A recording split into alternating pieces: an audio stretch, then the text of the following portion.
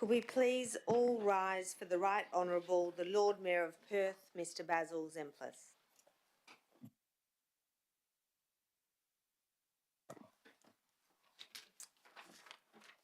Good afternoon, everybody, and welcome to the City of Perth December 2022 agenda briefing session. I'm going to formally declare the meeting open at exactly 5 p.m.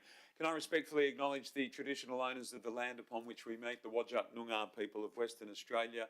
It is a privilege to be standing on Whadjuk Noongar land, and I acknowledge the traditional owners past, present and emerging. CEO, can I ask you to recite the prayer, please?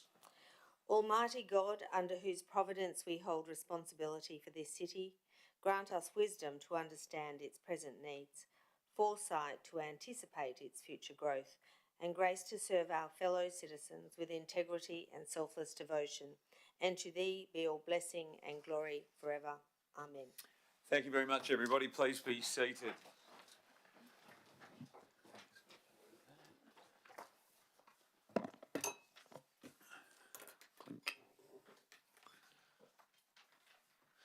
So good evening, everyone. Again, can I just ask you all to note that in accordance with Council Policy 1.4, this meeting is being live streamed and the recording... Is that fine or is that me? Could be mine. Pardon me. Please note that it is being live streamed and the recording will be made available on the city's website following the meeting. So let's go through attendances tonight. Apologies and leave of absence. And in attendance tonight are Deputy Lord Mayor Liam Gobbett, Councillor Sandy Angie, Councillor Di Bain, Councillor Brent Fleeton, Councillor Rebecca Gordon and Councillor Catherine Leeser. We have apologies from Councillor Victor Coe, who has informed me just a short time ago he's running about 15 minutes late, and I've asked him to get here when he can, and we will note for the record when he has entered the room. In addition, we have on approved leave of absence Councillor Clyde Bevan. I'll remind councillors to please submit any application for a leave of absence prior to next week's ordinary council meeting. And of course, in addition, I welcome Chief Executive Officer, other officers and any members of the public, in fact, many members of the public who are in attendance tonight. Great to see you all here, and any members of the media who may be either here or watching the live stream. Item 4 tonight is announcements by the Lord Mayor, typically saved up for the ordinary council meeting, but I will say we are coming off our busiest nighttime week of the year, which is absolutely fabulous. That captures the period Monday through to Sunday just gone. And not only has the Rio Tinto Christmas Lights Trail continued, but some standout events over Friday, Saturday and early Sunday morning. Friday night, we turned on the lights on the GPO for the first time in 6 years. They are part of the Christmas Lights Trail, and I commend it to everybody to go and have a look. And the Hawkers Market in Forest Place has started the season in a roaring fashion. The crowds have been enormous on Friday nights throughout the Forest Place area, and the lights look terrific. Saturday night, the Christmas pageant, it was the Alinta Energy Christmas pageant, a massive crowd, much bigger than last year, and I think without the fog, if you like, of COVID that existed 12 months ago, the crowds were much more comfortable coming out. And thank you to our city staff who worked very well with the organisers to make sure that the city was on song. A really, really good crowd, and we should all be very pleased with that. And then I want to thank the city's administration and the various teams for their cooperation and work that went into assisting WA Police and others to be able to stage the Socceroos versus Argentina live site at the Northbridge Piazza at 3 a.m. on Sunday, and a really good crowd. If you haven't seen our time-lapse vision, it's on all of our socials and other sites. It looked terrific, and I was really pleased at the pace with which we were able to move as an organisation to make sure that gathering took place within the city of Perth, and obviously, as it turns out, within Northbridge, the right spot for it. And those three events highlight the work that's being done by our city to make ourselves the event capital of this city. We are that, but we continue to extend our reputation in that area, and I'm really pleased to see those numbers being recorded. As I said, the biggest nighttime week of the year, nighttime obviously being post 6 p.m. And the Property Council numbers for the month of November are due out soon. I'm not exactly sure when they are, but I'm very hopeful that we're going to see another rise there, and our great work in creating the environment in the city that people want to be in is rewarded with another increase in the number of workers in our CBD. So thank you everyone, and councillors and admin, for your efforts in those areas. They are being noticed by our community. I'm really pleased to say that. Item 5 is disclosures of interest. CEO, have any disclosures been received? Yes, Lord Mayor, there is a disclosure of interest from the Deputy Lord Mayor, Liam Gobbert, in relation to item 11.4, City Planning Scheme number 2, in that he has met with Bree, Mike and Mario prior to the agenda papers being issued to discuss this particular matter. And it is an impartiality interest. Thank you, CEO. Now, I have a financial interest to declare in relation to item 12.2, that's 2022-2023 Economic Development Sponsorship Program. West Australian Newspapers is owned by Seven West Media, and Seven West Media is my employer, so I am declaring a financial interest there, and I'm handing that in to governance. Are there any other disclosures from the floor? Councillor Angie. The same disclosure as Deputy Lord Mayor Gobbett, so in relation to the meeting. Thanks, Councillor Angie. Any further disclosures of interest from the floor? Thanks, everybody. We'll now move on then to item 6 and 6.1, public questions. Public question time will be held at the ordinary council meeting next week. So 6.2 is deputations. CEO, I think I know the answer to this question, but are there any deputations? Yes, Lord Mayor, we have received 8 deputations in relation to item 11.4. Thank you. Can I say thank you to all of those who are stepping forward tonight? I'm really pleased that that all sides, I guess, but all aspects of this issue are well represented tonight. I'm very grateful. That's helpful to all of the elected members in the decision-making process. So thank you for stepping forward and being here in such great number. And actually, if I might add, it's what we're all about. This is the great benefit of local government and the councillors being able to hear directly from the community and the people that are impacted one way or another by any of the decisions that we make in this chamber. So thank you for making the third tier of government the fine, living, breathing organism of democracy that it is. Can I remind you there is a 5-minute limit for deputations, and we will run the clock on that. I'll give you a warning at about 4 minutes, and at 5 minutes I will ask you to wrap up. I will then ask councillors if there are any questions in relation to that deputation. And I may as well say at this point, a reminder for all of our councillors, if you have any questions of the admin in relation to the item, then please reserve these until the item is tabled for questions. Initially it will be questions for the person who has given the delegation. So with that, can I invite Bree Maddox, representing the Court Hotel, who is speaking against the officer's recommendation in item 11.4, to please come forward.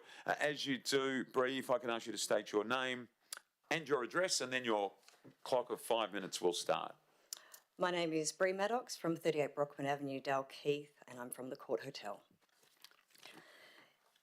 It is in the city's best interest to defer Amendment 41. First of all, it's unreasonable to expect the hospitality industry to prepare a detailed response in what the Lord Mayor has just said is the busiest time of year for us. But in saying that, there are some points that need mentioning tonight. First of all, we as an industry, we agree this current system, it does not work. And venues, we need certainty of our future ability to trade. But here's what we don't want. We don't want venues to close. We don't want venues to significantly have to alter their operations. We don't want the precinct to lose character. We don't want giant walls and concrete boxes around our venues. We don't want to cancel all live bands and music in beer gardens, but that's what this amendment can lead to, exactly that. Now, we're not saying start again. You already have provisions now for development. You already have provisions for new venues. What you're missing is the entire reason we started this process, which is protection of existing venues. This was the reason we started this protection of status quo. And given there are more complaints about city buskers than there are about venues in the core, I would suggest the status quo works pretty well. You cannot promise reforms that protect an industry and get industry on board with those reforms and then remove protections. Pardon the pun, but that doesn't pass the pub test. I've been told that if existing venues are protected, there are no enforcement tools, but we're rewriting the rules here, so let's write them. I've been told that what is proposed is better than what you've currently got. But if you had a car with no wheels and I gave you 3, you're not getting very far, are you? I've been told this is what they have in Fortitude Valley. Well, I went to Fortitude Valley. I went and looked at it for myself, and there is a lot more to that story than what's been told here. I've been told, what has this been going on for so long, Bree? We need an outcome. Absolutely we need an outcome, but we need the right outcome, not just any outcome. I've also been told we can't treat existing venues differently to new venues. It's anti-competitive to do so. But there's already precedent across various pieces of legislation, including the noise regulations, to do just that if you look at section 15 under bell ringing. And competitive? Well, new venues can better attenuate during the construction process than existing venues can in our older buildings, so it's actually in the other way. I've been told, what about the area of impact? But we've already proven that real life doesn't match the computer modelling. And I've been told the Perth City Link. Well, hang on, we're not broad brush destroying an entire precinct because of one area. Let's come up with a solution for that. I've also seen an acoustic consultant put forward the suggestion that if we were given higher levels, venues could simply not close their windows and not undertake acoustic measures, attenuation measures. So let's examine that. I've been in this industry for 17 years. I've been fighting this issue for 17 years. If there was a window to close, a measure to take, I have taken it. I have spent over $1 million in my venue on acoustic attenuation measures. I have done everything that can be done. There are simply no more windows left to close. And should we be protected? Well, my venue attracts over 1,000 people to the city every weekend. We attract artists from international and interstate. We contribute so much to the city's nighttime and daytime economy. We employ almost 100 people, not including all the contractors as well. We have been trading for over 130 years. We are a significant historic landmark venue. To not protect that over the needs of future residents who aren't yet here and we don't even know what they want is just ludicrous. And to keep my court hat on for a minute, because for the last few years I've just worn an industry hat with this issue, the boundaries of this precinct also cut my venue in half. My licence, my facilities, my entertainment use, everything goes across both lots 501 and 502, where I'm on James Street, and right now there's a red line right in the middle. I will send more submissions on that during the week. 4 minutes, Bree. So let's talk about what's at stake overall, and let's narrow it down to some basics. The City of Perth commissioned a study from Lloyd George that suggested over 62% of venues would not comply with the 90 decibel level, but they only measured the street facades. So we went out and measured 4 different venues. It took us less than a day, and we measured all 5 facades because that's what this amendment deals with. And what we found, I'll give you one example of a venue on James Street. The Lord George report had it on average underneath the 90. So it would seem like it would comply, but their roof is 95. So do you understand that amount of venues can get much greater? The impact of this could be greater than we ever thought. So now we're at risk of severely damaging the precinct. Let's talk about some of the scalps. Not only the court, Brass Monkey, Henry Summer, Northbridge Brewing Co, Connections Nightclub, Paramount, Mustang Bar, Universal Bar. These are not insignificant scalps. These are the reason you have a precinct. So let me wrap up by saying we're asking you to defer this amendment tonight. We need to protect your existing rate-paying businesses that are the whole reason we have a precinct and we started this process, and to not do so is disingenuous to this whole reform. 5 minutes. Simply give us time to work with your city staff to overcome the issues and come up with a solution. Thank you. Thank you, Bree. Much appreciated. I'm going to invite our fellow councillors now, if they have any questions, to ask them of Ms Maddox. Councillor Gordon.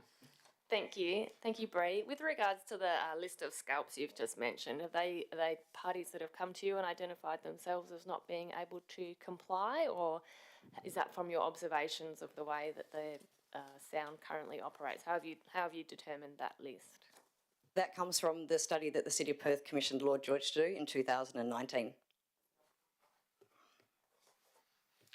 So, Bree, if we come down to 90, and I must admit, like probably many in the room, it's a number to me. I don't fully understand what 90 means, but it's the number that we've been given to work with. And I understand that that is at the core, and there is a different number at the frame, or potentially a different number. But what would the impact be on your business, your ability to trade as the sort of venue that you are at the moment? It would decimate us. It would potentially close the venue. It would be the end of our beer garden. We would simply not be able to comply, especially not with the 4 metre height measurement. And that applies to all beer gardens, because simply you could take a 4 metre measurement above a speaker. And with crowded beer gardens, you need music playing above that to make an impact. I can yell louder than 90 decibels, and you're very right. Numbers don't seem to mean anything. You know, you ask residents, is 95 okay? Over half of them said yes. Is 90 okay? Over half of them said yes. It's just a number. I like physics, but I couldn't give you the atomic weight of a helium atom. So the numbers have to have some basis of reality in people's minds, and that's why I said, think about a live band in a beer garden. We don't want to end that, but they play over 90. So we're now basically saying any outdoor area has to be so quiet that the only noise is going to be people talking. It's just not how we want Northbridge to be. It's not the vision for the city. The Australian Hotels Association, in a letter to us representing the entertainment industry effectively, and I appreciate it was a note from the CEO, said that 95 was a reasonable compromise, or they considered 95 was a reasonable compromise. Do you agree with that? No, I actually don't, because again, we hark back to the Lloyd George report that showed over 30% of venues still don't comply with that. And what we've all sort of started to come to the realisation was, in the initial amendment that was proposed, venues in the frame were given the opportunity to grandfather. So basically we take a measurement of the venue, it gets locked in place, and that becomes part of that venue's permit, attached to that venue. That to me makes a lot of sense, especially because if you look at the ludicrous situation of if a venue is, say, a box with 5 facades, aside, obviously aside from the ground, at the moment, if we do 90 or 95, every venue could put speakers on every facade shooting out that level. And yet, if you look at grandfathering what's there now, most venues only have 1 or 2 loud facades, and the rest of them are actually a lot quieter.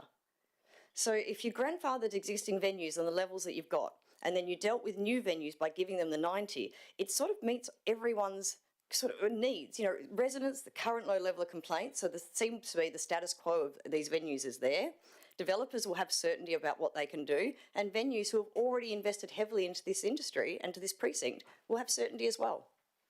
Thank you. Are there any further questions from any councillors? Councillor Angie. Just for the record, I'll just state that Councillor Coe has joined us. Thank you, Councillor Coe. Councillor Angie. I raised a series of questions which I've got responses from the admin, but it's probably, I'm not able to share that now, am I? Because there seems to be conflicting accounts from... So right now it's questions for Ms Maddox. Yeah, it's kind of tricky because it would be great to get both sides. Oh, okay, I'll leave it till later then. Okay, thanks, Councillor Angie. Yes, Councillor Gordon. Is the contents of our question and answer form confidential? No. It's not confidential. So if you wanted to, if there's a question that you want to seek the answer to from Ms Maddox, you can do that. Oh, good. Okay, because I wasn't sure if, because it's later on the agenda. I guess I put a series of questions to the admin, and their answers are probably not necessarily aligned with yours, but the original purpose of Amendment 21, Amendment 41, I know you covered it, but do you believe it's been addressed by what's been proposed? No, not at all. Not only has the initial reason we started this process not been addressed, it's been deleted from the objectives. And if you have a look at the table that was provided, there's 7 different reasons there on why the objectives were amended and changed. Not one reason actually explains why they deleted protection of existing venues. Just another question. And so I understand there are some studies that are ongoing that that have been highlighted, and apparently, according to the administration, this is state government studies and not relevant to the council decision. I guess what's your view on that? Would it be good to have both sets of studies complete before we properly consider this, even though I guess, you know, the state government studies are different to ours? Well, there's a couple of points there. First of all, with such an impactful decision, why would we rush into making a decision without all the data when it's being collected as we speak? And secondly, with what the Department of Environment has done so far, industry has pointed out flaws, and initially quite technical flaws, and then an obvious flaw, and then some other questionable things that were done. And the city staff have gone back to DEWA and said, is this okay? And DEWA have said yes, and it's kind of like asking my children to mark their own homework in a way. What we would like as an industry is an opportunity to look at the next lot of data that's been collected and to have a look at the assumptions behind it and the way it's been done so we can respond. Because at the moment, what seems to be happening is the Department of Environment gives the city a study or something they've done, and as an industry, we have to go and actually do something in real life. So the department does a lot of computer modelling. We go and measure what's actually there. And I'll give you an example. The initial area of impact that Department of Environment modelled on their computer basically suggested that we couldn't be having a conversation here or at Dumas House if Northbridge was in full swing. Now, of course, we all know that that's not the case. So we would like an opportunity to have a look at what the Department of Environment has actually provided to you and give you a more balanced viewpoint, because they're coming from a viewpoint of protecting health. That's their number one mandate, and the person leading the charge there, I've spoken to him many times directly, and he has said to me bluntly, Brie, we don't care about anything else. Our mandate is to protect health. So why are we giving the vibrancy of our precinct over to the most conservative government arm? They're not considering tourism, cultural, arts, amenity, economy. They're not considering any of those factors, just health. So of course their data will be slightly skewed to protect health. Thanks, Brie. A couple more questions. So you mentioned before the grandfathering clauses, that would be essential to protect and support existing venues. Is that the only way forward in your view? In my view, it's the simplest way forward. In my view, it would be very simple when venues are applying for a permit to get an independent acoustic consultant to come to the venue and say, how do you currently trade? And lock it all in place. And here's the numbers, here's your boundary measurements, and it becomes part of the permit. And then we have to comply with those levels. That to me is a completely common sense approach to this whole thing. And, you know, I've been told, oh, if we do that, venues might turn it up. We're already playing slightly unregulated in the last couple of years. We're already where we want to be. We can't turn it up any louder. A prime example is when the modelling showed that Metro City would blast out the entire of West Perth. We did studies at Metro City to go back to DEWA and say, we don't think this is quite accurate. If that modelling was correct and we had 95 on the boundary of DEWA, the dance floor of Metro City would have to be louder than our acoustic consultant measured 1 metre away from the engine of a Hawk jet fighter plane. So we're not going to turn it up. We're already where we want to be. You know, we've closed all our windows. We're where we need to be. Just lock us in place now and we achieve what we set out to do. What number do you think you're at now? Do you know what number you're at now? You just said you're at where you want to be. What's the number? We play in our front very differently to our side and our back. So our beer garden at the moment, during promoter events, we play at 110 on the dance floor because that is actually what's required to attract international performers. It's written into the riders. Their technical riders actually state that they need 110 on the dance floor or they will not play. And I've got numerous letters from promoters to, support that assertion. our boundaries then change. So one of our boundaries is at 91, one sits at over 100, and then we bring our levels down at 10 o'clock because there is no reason to restrict us during the day. And we did a deal with the City of Perth quite some time ago, which was we had an agreed measuring point. It sits at our car park, it's in the direction of the nearest noise-sensitive premises, and the City of Perth staff said as long as we are underneath 80 decibels at that point, then we are free to trade as we want to trade. And that's how we've done. That system has worked brilliantly.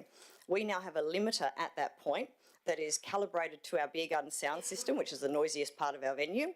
It does a continuous inbuilt differential calculation. So basically what it does is it says, here's all the noise that I can hear, but I know out of the system it's only putting out this noise, so I'll only limit the sound if it's coming from the beer garden system. That way, if a big truck goes past or people are having a loud conversation on the street, our music's not affected. So this is where we start to talk about what these numbers mean.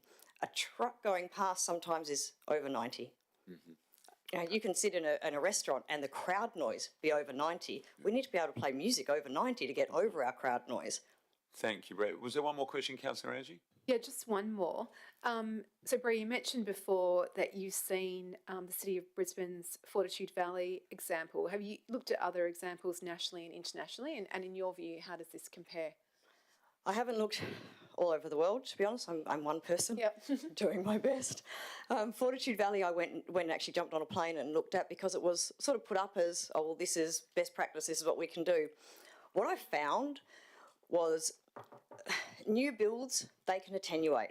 So beautiful new venues can be built and they can fully attenuate. The older venues had sound ceilings installed. Now, sound ceilings also got put forward by the Department of Environment as a solution to this problem. Sound ceilings are a bunch of speakers in the ceiling, they shoot straight downwards, and as you walk out, the sound doesn't escape. They are hideous. They are, I can't even, and even to be sure, I actually flew the latest technology sound ceiling to the court. I installed it in my beer garden to test it, and I got a whole bunch of DJs and promoters and everybody in to listen and say, is this doable? Is this workable? Can we make this work? Because it would save me $1 million in building a roof. Not one of them said we could attract anybody to the City of Perth using a sound ceiling. The quality is just not there.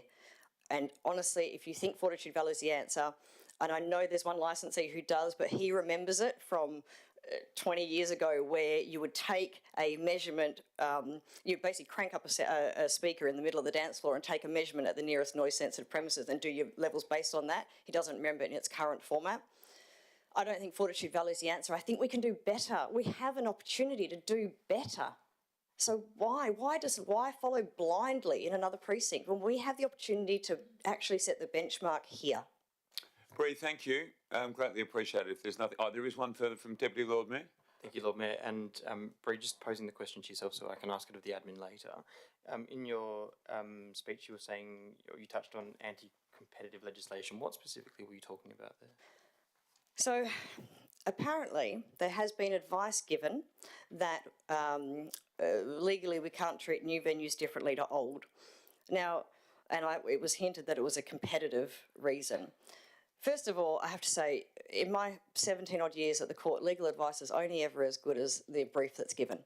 And I've often found sitting down with lawyers, when you actually give them a problem to solve as opposed to a direct question like, is this okay or not, you generally find a solution. And the reason I can't accept that as not being a solution, that we can't treat new and existing differently, is because Section 15 of the noise regs do just that in regards to venues that do bell ringing. The building code does that. Various pieces of legislation do exactly that. So this is what I can't understand is why, as a city, we haven't advocated for our venues and said, well, hang on, the reason we're doing this is for the venues, to protect the precinct. So we have a reason people want to come into the city. So instead of just blindly, again, following that advice, let's go back and say, well, either let's seek our own advice or let's workshop a way to actually overcome this. How can we just blindly accept what's being told to us without examining the underlying assumptions or the questions that were asked? Bree, thank you. Thanks for being here. Greatly appreciate it. We're going to, and you're welcome to stay, obviously. We're now going to invite Mario. We didn't get Mario's surname, I don't believe. Hello, Mario. Hello, Mario. Hello. Well, I'll let you say your surname. Representing the Aberdeen Hotel and the Paramount Nightclub, speaking against the officer's recommendation in item 11.4 to please come forward. You're forward. So name and address, and Mario, 5 minutes for you as well, once you've completed those Okay, details. Mario Badafri is my name, from 1 Moresby Close in Bibra Lake. Here to represent some venues that I own, and they are the Aberdeen Hotel, a venue that also has been in Northbridge for 130 years, and the Paramount Hotel, which has been there for approximately 30 years, and also to stake the situation that I'm in now, and that is that the potentially building a brand new venue, well, not potentially, we are building a brand new venue, which last year the council voted on and approved, in the middle of Northbridge in the old Paradiso Cinema. Okay, so let's be realistic. The butcher, the baker, the candlestick maker in Northbridge have all left and gone to the shopping centres. What is left, okay, are the hospitality venues and those businesses that service the hospitality venues, and we're all part of a new unique group. We need the restaurants need the hotels need the nightclubs. It's all one big group. It's why it's called the hospitality industry. I was going to cover a lot of the points, but Bree covered them already, so I'm not going to go through those points again. But what I do need to hope I can get across is the fact, I hope you realise what DEWA is proposing. I'm now speaking well in excess of 90 dB. So can I ask all of you over the next few days to download a DB app? You can get them on the App Store. Walk into any restaurant, McDonald's store, without any music, and I guarantee you the noise in that period of time will be in excess of 90 dB. Okay, so DEWA are only looking at it from a health point of view.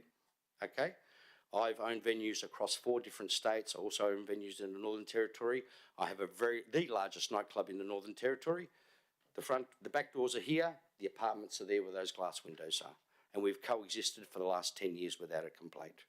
Okay, Bree is correct when she says about sides of the building, okay, and I believe what has been put forward in their reports don't meet the requirements of an industry to be viable, okay, and I've also, over my journey, been asked to give advice to things like King's Cross, where certain legislation was amended to fix a particular problem, and the only thing that did was destroy King's Cross, the oldest entertainment precinct, okay, in the country.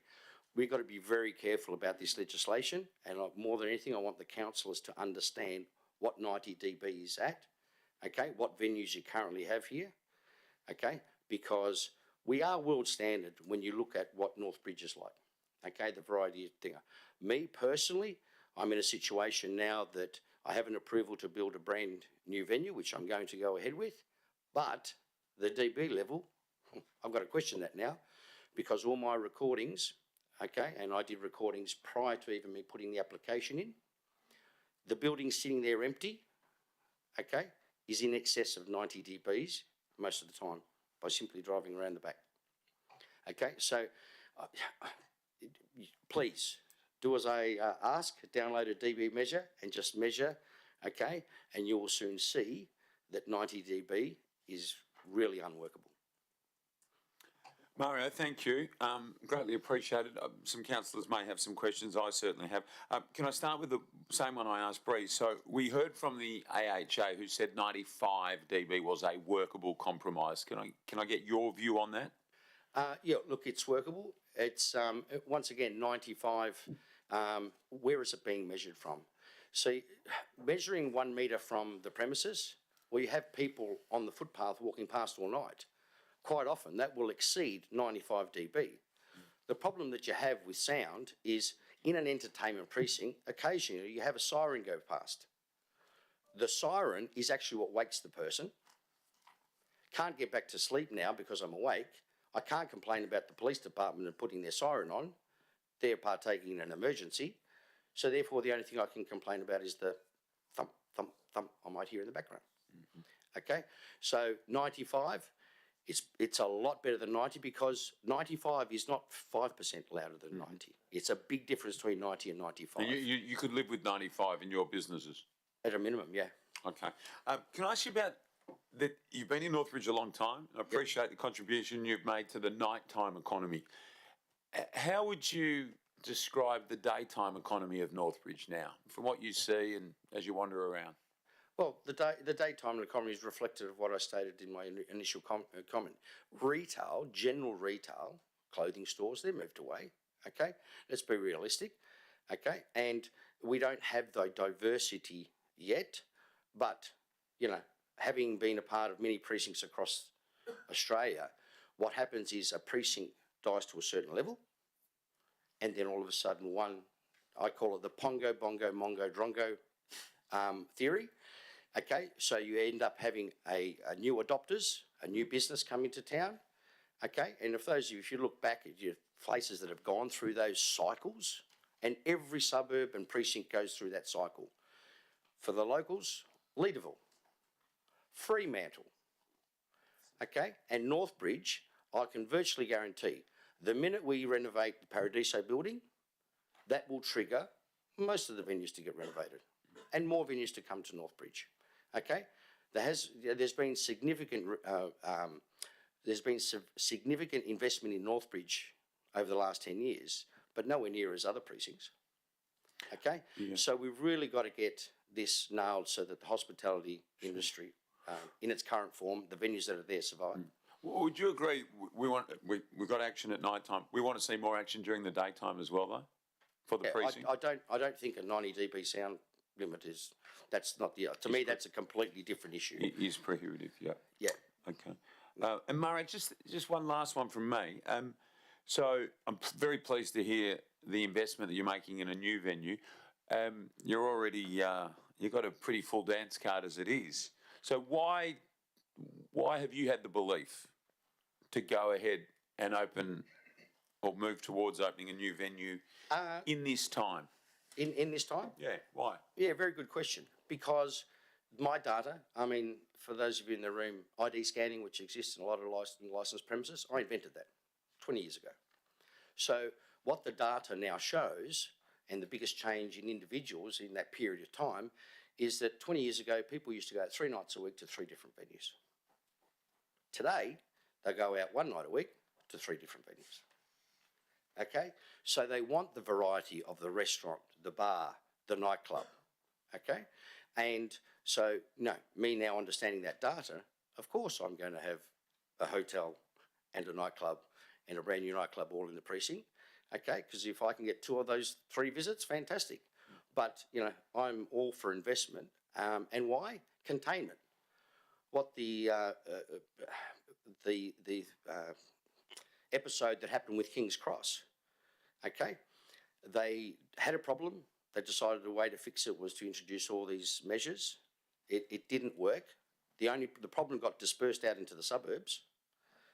Okay, with having an entertainment industry like Northbridge, any problem, not only is the entertainment and the food contained, so is the problem. If there's a problem, now since the death of an employee and a cousin of mine a couple of years ago, the family has been working very hard with the state government to change some laws. Okay, because 99.85% of people that come to Northbridge are just good people having a good time. Okay, unfortunately, the 0.15% get all the media attention, and we're taking steps now. And these laws that have changed here in WA, I've got to commend the state government. Okay, that is something that's going to spread all around every entertainment precinct. Okay, so we don't want people kept away because of fear, especially when it comes from 0.15% of the community. Mario, thank you. Are there any questions from any councillors? Job well done. Thank you, Mr. Madafferi. Greatly appreciated. I'm now going to invite Mr. Mohammed Limdiwala, representing Doubletree by Hilton, who is speaking against the officer's recommendation in item 11.4, to please come forward. Mohammed, nice to see you again. If you could give us your name and your address, and I'll remind you also 5 minutes for you. Thank you. Right. Thank you, Honourable Lord Mayor and elected members. Thank you, public as well. My name is Mohammed Limdiwala. I represent the Doubletree Northbridge at the 100 James Street. We are a 206-room hotel located, which is going to be the core of the new amendment. Let me just be clear, I'm not a sound expert, so I'm not actually sure if I'm speaking for and against this motion at the moment, because I just wanted to get my point across that if we want to diversify, we also got to take into account there are existing buildings in the vicinity of the area. We were built in 2018, following all the protocol of the building regulation present at that time, and for our main concern right now is the late night noise that we currently receive already. Against the Environmental Act, we've spoken to the City of Perth, we've had some studies done, the noise level that we receive already is high. I have, and I've provided evidence as well, we have over 60 complaints in last 6 months alone, where and I think so it's the low frequency bass noise that continues till 5 a.m. in the morning, which is keeping the guest awake at night. There is no way for us to run. It doesn't matter, being the tallest building as well in Northbridge, it doesn't matter where we move the guest in the middle of the night running around with their luggage, it continues the noise, especially the days of Thursdays, Fridays, and Saturdays. I understand there is a lot of patrons there to enjoy Northbridge. Of course, we don't hear from them. They are happily fast asleep. It's the corporate people. A lot of people also come to Northbridge, want to stay in the place because they've come to visit Perth as well. And we have this constant noise problem in our property. And again, I'm not sure if the 90 decibels will help my problem or make it worse. But again, I don't have enough data what 90 decibels would mean. We need to see more evidence, more study, to somebody to actually take into account that there is a hotel and what impact does the 90 decibels receive into the property at present. That's all I wanted to share. Thank you. Thank you very much, Mohammed. I appreciate that. I'll just ask a couple and then again open it up. So I suppose to paraphrase or to try and understand accurately what you're saying. So are you saying that you'd prefer the noise to be less? Yes, please, yeah. Especially the time between midnight to 5 a.m. I think up till midnight, our patrons understand that they're in Northbridge. They've chosen to stay in Northbridge. It's what they don't understand is between the midnight to 5 a.m. It is not the siren noise. It's not the people noise because the building is able to keep those sound out. It's the low bass noise, the doof that continues till 5 a.m. in the morning. And it's very difficult to find out where it is coming from. We cannot figure out which area it's coming from. So we heard that we are low on complaints, and I accept that from previous speakers. Do you get complaints in the hotel on a weekend night? Yes, on a weekend night we will get complaints. You could see it on TripAdvisor, we get complaints. We have feedback forms which we send out to our guests after they've checked out. We get complaints, and there has been incidents where, as I mentioned, in the middle of 4 o'clock, we are running around trying to look for a room which will suit somebody to just take a good night's sleep. I wonder if I could just make a note to ask a question of admin, which may not be able to be answered tonight, but I wonder if the Doubletree by Hilton was built in the same way that buildings subsequently would be built, or if there is some way of determining what sort of structure to cope with being in the area is in place there. That would be useful, I think, at some point to know. Just one more from it. So people obviously are going to say, well, I know you didn't, it's not your decision, but the Doubletree by Hilton lobbed on James Street. Now, I think everybody around the world with one Google would work out what James Street is in Perth and what it represents. Do you have any understanding of the business decision to be in that location? Certainly, and as I said, I'm very supportive of being present there. We're diversifying Northbridge without the nightclubs as well. We do need the nightclubs as well because it brings the whole story together. But it's about the right balance between where we are right now and where we're going. It's understanding every neighbor that is in Northbridge and not just focus on one area of Northbridge. As I said, it's more about depending on what people want in the middle of the night. Up till midnight, we totally understand. Even if the guest calls us, we just explain to them, you're in Northbridge. Of course, there's going to be some noise it's the entertainment area of Perth. It's where it gets really difficult to then manage the guest is the midnight to 5 a.m. period, where we are not able to protect ourselves from that. It's the low frequency noise that we're not able to protect. Okay, thank you, Mohammed. Any other questions? Deputy Lord Mayor. Thank you, Lord Mayor. And just to clarify the understanding of it, you talked about volume and frequency. Your issue, I'm trying to just understand, is to not so much be focused on the volume, but the frequency itself. That's right, yeah. Okay. It's the, I believe, and again, I clarify, I'm not a noise expert here, but I believe it's the bass noise that carries through the building. It's not the noise of the public. You can't hear the song from the nightclub. You can't hear people. It's the bass that goes through your building. And have you lodged any complaints with the city in relation to the complaints that you yourself have received?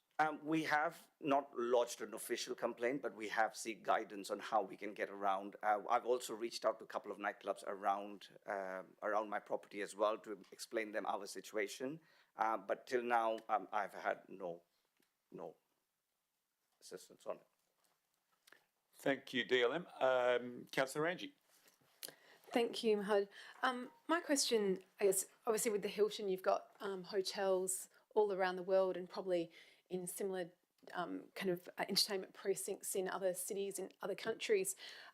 In those other places, just first question, I guess, do you have double glazing in your hotel now, or?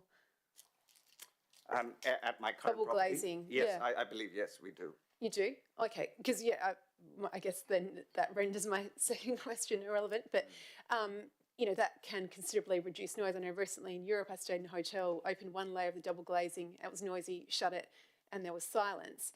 So with the same kind of attenuation measures that you used here in Perth, those that you used in other countries around the world where it was in busy city centres, or different here? Obviously our construction code's different, so you might not have had those requirements.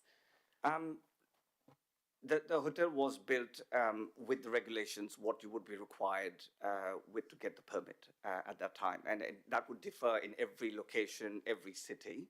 And because it was a new build as well, I can assure you that they would have followed every regulation that would have come with the precinct at that time.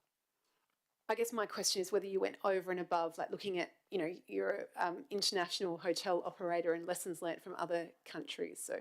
No, I'm not able to answer that question. I wouldn't have that information.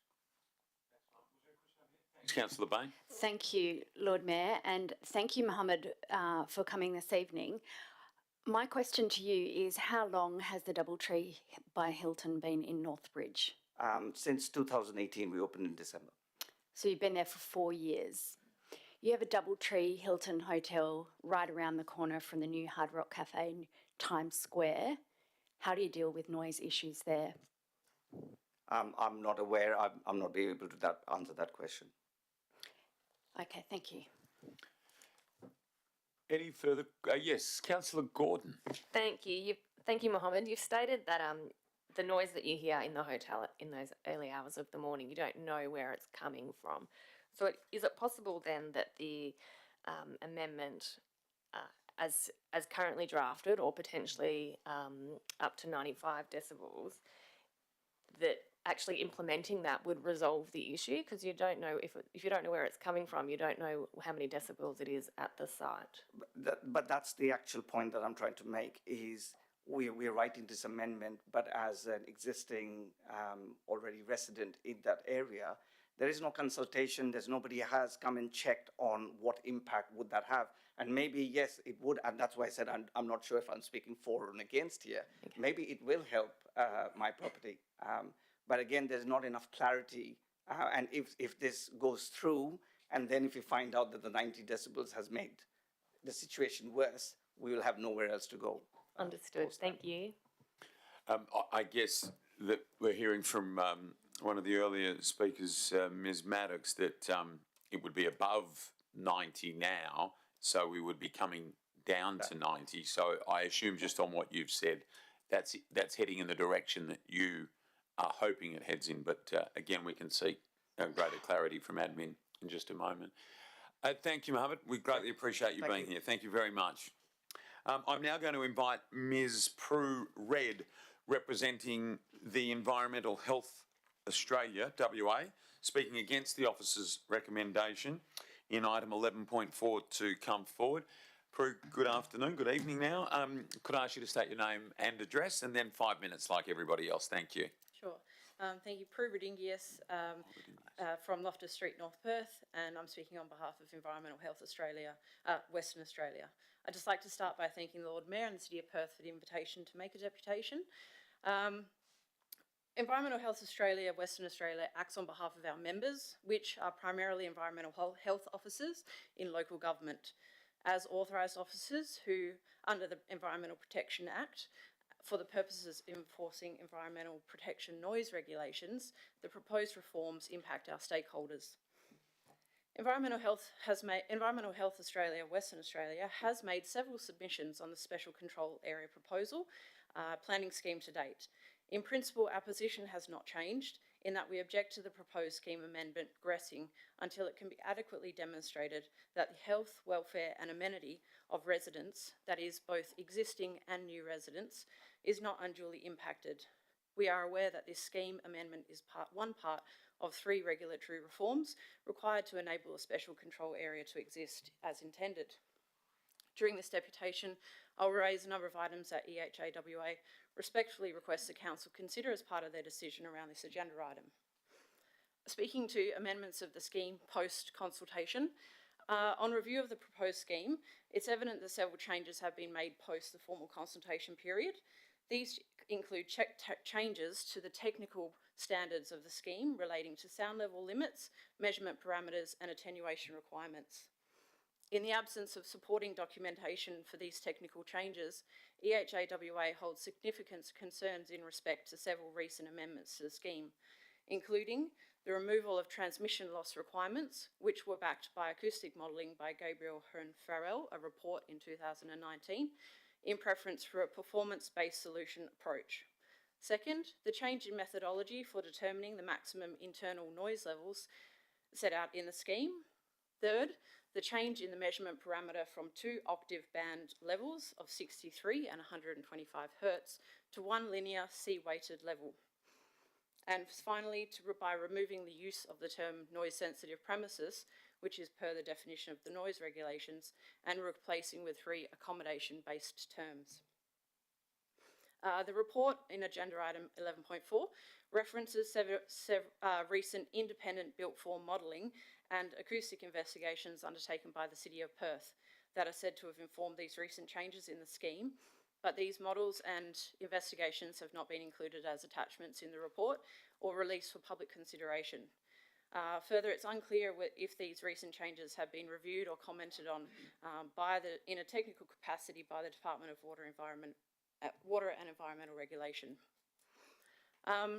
As the changes to the scheme that have been proposed have an impact to the overall sound and amenity outcomes of the proposal, EHAWA recommends and respectfully requests that the Council resolves not to support Amendment 40 to 41 as proposed, and instead resolves to re-advertise any significant proposed modifications per Regulation 42 of the Planning and Development Regulations. The recent independent secondly, that EHAWA requests the recent independent built-form modelling and acoustic investigations by the City of Perth, as referenced in the report, are released for public consideration. Third, that the Council releases the framework for the proposed performance-based requirements with supporting technical documentation prior to progressing the scheme amendment. And that the Council confirm whether technical advice has been sought from the Department of Water and Environment Regulation.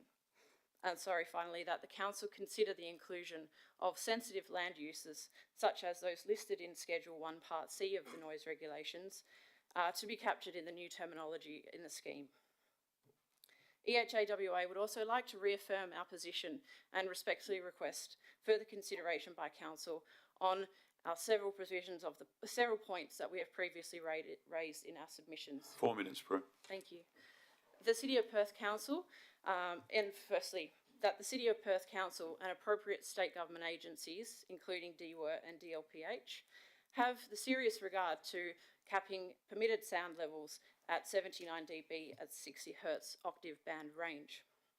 This is per the Gabriels Hearn Farrell report, which was in 2019, which was previously released by the Department of Water and Environment Regulation, and provides 1, a level of protection for the health and amenity of new sensitive noise receivers or residents in the area, but also maintains technical and economic feasibility for the design and construction of new buildings in the area. The proposed 90 dB C-weighted limit within the core of the proposed SCA exceeds these effective limits by already 11 dBA. Going to 95 would be obviously 16 dBA exceedance of this effective limit, and may negatively impact the health, welfare and amenity of existing but also new residents that go into the area. 5 minutes if you can wrap up, thanks. Thanks. That might be it, hey? Yeah, sure. We Okay. can sort Well, that. you might get some questions. So, Okay. Prue, thank you. Sorry I got your name wrong before, it was a typo on the sheet. Prue Rodingius. Thank you very much. Again, if I can, so you've spoken against it also, but you want it a lot lower, is that what you're saying? Well, 90 dB, which is proposed as option B, which is written into the report, is much better than 95 or any other consideration higher than 90 dB. We're talking about C-weighted sound levels, which are base frequencies. We're not talking about general A-weighted noise, which is the general noise you hear every day. So, from a health point of view, what are the issues? I mean, people are in and out of Northbridge all the time. Yep. I'm in and out of Northbridge in a professional capacity now, different to earlier years. What are the health dangers of the noise being at the levels that they're at now, or 95? Sure. There are reports out there by nHealth that suggest that the acceptable level of noise for people who are wanting to sleep with low frequency noise is less than what is being proposed in this scheme amendment at 90 dBA. So even with transmission loss through building design, new or existing already residents in the entertainment area, but even new residents coming in with some transmission loss as proposed in the scheme, they will be subject to sound levels that are at a level by nHealth that would be negatively impacting their health and welfare and their amenities. So there are reports that I actually have it in here. Yeah, I have to leave it, but yeah, it is reported from studies undertaken by nHealth that it would negatively impact their health. Am I right in saying you said you represent your members today? Yes, Speaking? Yeah. members of Environmental Health. We've talked Australia, about complaints and asked other speakers about complaints. Have you had complaints about the noise in Northbridge to your? Not my organisation, no. Okay. All right. Thank you. Councillor Angie. Thank you. It's obviously a complex technical area that we're all getting our heads around. I'm just wondering, obviously your presentation is quite data-based. Have you spoken to any residents in Northbridge and I guess got their points of view? Obviously it's an option to choose to live in Northbridge as it is to West Perth or anywhere else. So have you spoken to any residents? We haven't spoken to residents. We've certainly reviewed the information that's been provided in the council report attachments that have shown the number of residents that have complained over time. But I guess in that respect, some people may move into Northbridge and accept a level of noise, but some people may not. And the levels of noise that are proposed may have a negative impact on their health and well-being if permitted, which is in effect what this is doing. Just another question. Have you looked at other examples of entertainment precincts across the country or around the world? And obviously yours works based on Australian standards, but how that this relates to other places? Predominantly our focus has been on the West Australian, area, and we look to the environmental protection noise regulations that exist currently and set assigned levels that everyone is meant to comply with. So what's termed an assigned level means what someone is legally permitted to receive from someone else. And those levels are set within the existing state regulations to protect health and amenity. There will be, if this scheme amendment progresses, required changes to the state regulations, which I understand DWER are looking into, and that will allow for the emission of sound level in the special control area above what is in the existing noise regulations that have been subject to, allowing for protection of health and amenity. Deputy Lord Mayor. Thank you. I appreciate you here in your representative capacity for your members. Are you able to discuss or give us some more information as to why regulatory changes to the Building Act, for example, or other pieces of legislation might not be more appropriate, and why this particular one is what you're so fixated on in helping us get right, I guess? I'm not quite sure of the question, sorry. If what we're trying to do here is or what we're being proposed in this report is to find the right noise level, how is it that a higher noise level can't exist without other regulatory change? You said in your deputation that I think transmission, Yes. I'm going to get the term wrong, but Yeah. transmission, whatever that word was, wouldn't be Transmission loss. enough. Why is that? What was originally proposed or consulted on in this scheme amendment was in the scheme, it had technical provisions which required a particular transmission loss of sound in the C-weighted frequencies, which is that low-level base frequency noise, from a new building, so outside noise, a transmission loss of noise through the new building construction, and then what the person inside would be receiving. Those transmission loss requirements have been removed from this scheme that is being presented to Council today in favour of performance-based solutions that there's no information available to us at the moment to review about what they look like. And further, the decision around why performance-based solutions are now preferred hasn't really been explained, rather than the transmission loss requirements that were previously proposed in the scheme. So from a building design perspective, specific transmission loss requirements being specified in the scheme is a good thing, because it provides for a level of clarity around building frame and facade requirements. But a performance-based solution, I guess, is a little bit looser, and we're not sure quite how that will work. Does that answer your question? I don't think so. For now, thank you, yes. Okay. Not sure of the question, but it was a good answer nonetheless. Well done. Well done. Thank you. Thanks, DLM. Councillor Gordon. Thank you, Prue, for your deputation. You've proposed or stated that 79 decibels is a preferred level. Where, in your opinion, is that being measured at? Are you now saying it's inside the noise-sensitive premises? No, that's outside. So it's it's not. So you're 11 dB away from that level, which is what could be called an acceptable level or limit.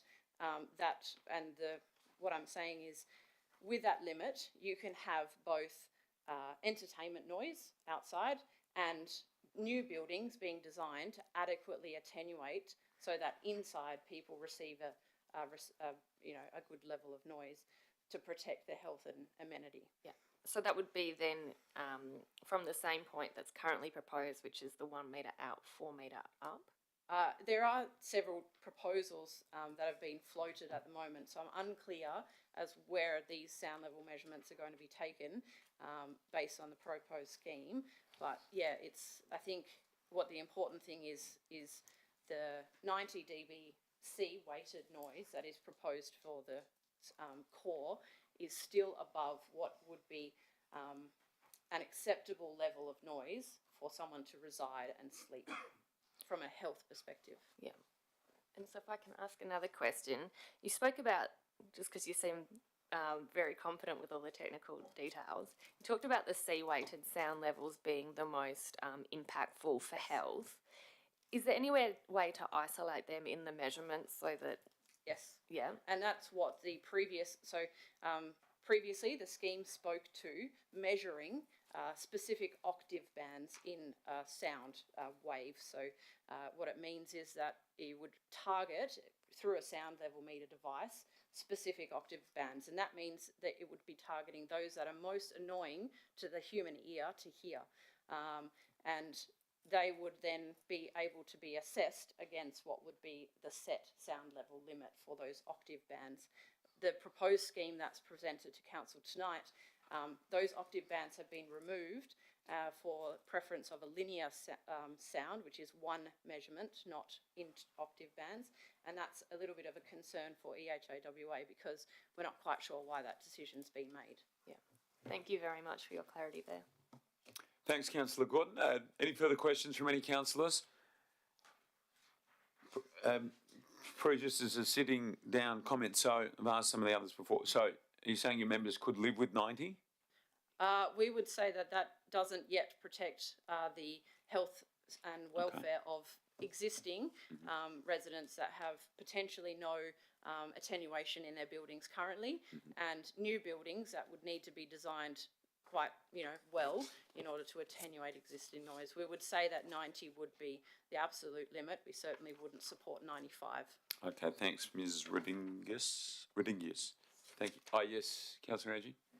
I had one more question. Sorry, just from that point that you just made now about people with existing building fabric. So is there, and this might not be part of your research or your realm, but is there ways to retrofit existing residents to, I guess, block out some of this sound and reduce the impact? So I guess flipping it, so rather than the venues having to pay more money for sound attenuation, that the particular residents that it's impacting them more than others, that they then, surely there's an ability for them to attenuate. Is that your realm? Or? Yep, so I can make comment on that. There certainly would be some methods for some buildings to be able to attenuate. If you take heritage listed buildings, for example, they may not be able to undertake any attenuation measures because of the fabric of their building, and the facades can't be altered and things like that. When it comes down to it, from the regulation perspective, the Act states that, in essence, it's a polluter pays principle. So when it comes down to it, if someone is emitting an emission that's in excess of something and impacting the health and amenity of other people, then that polluter should pay for the emission or the retrospective attenuation of such measure or cleanup. In this case, existing residents in the City of Perth in the special control area may be subject to having to do that themselves at their own cost because of the application of this scheme. So that may be an unfair, position to put existing residents in that are currently able to, refer to the noise regulations and have some security there. Thank you. Councillor Lees has got a question. Thank you, Lord Mayor. Thank you, Prue. Just quickly, if it was to re-advertise, would you be happy to make further comment? Yes, absolutely. Thank you. Prue, thank you very much. Greatly appreciated.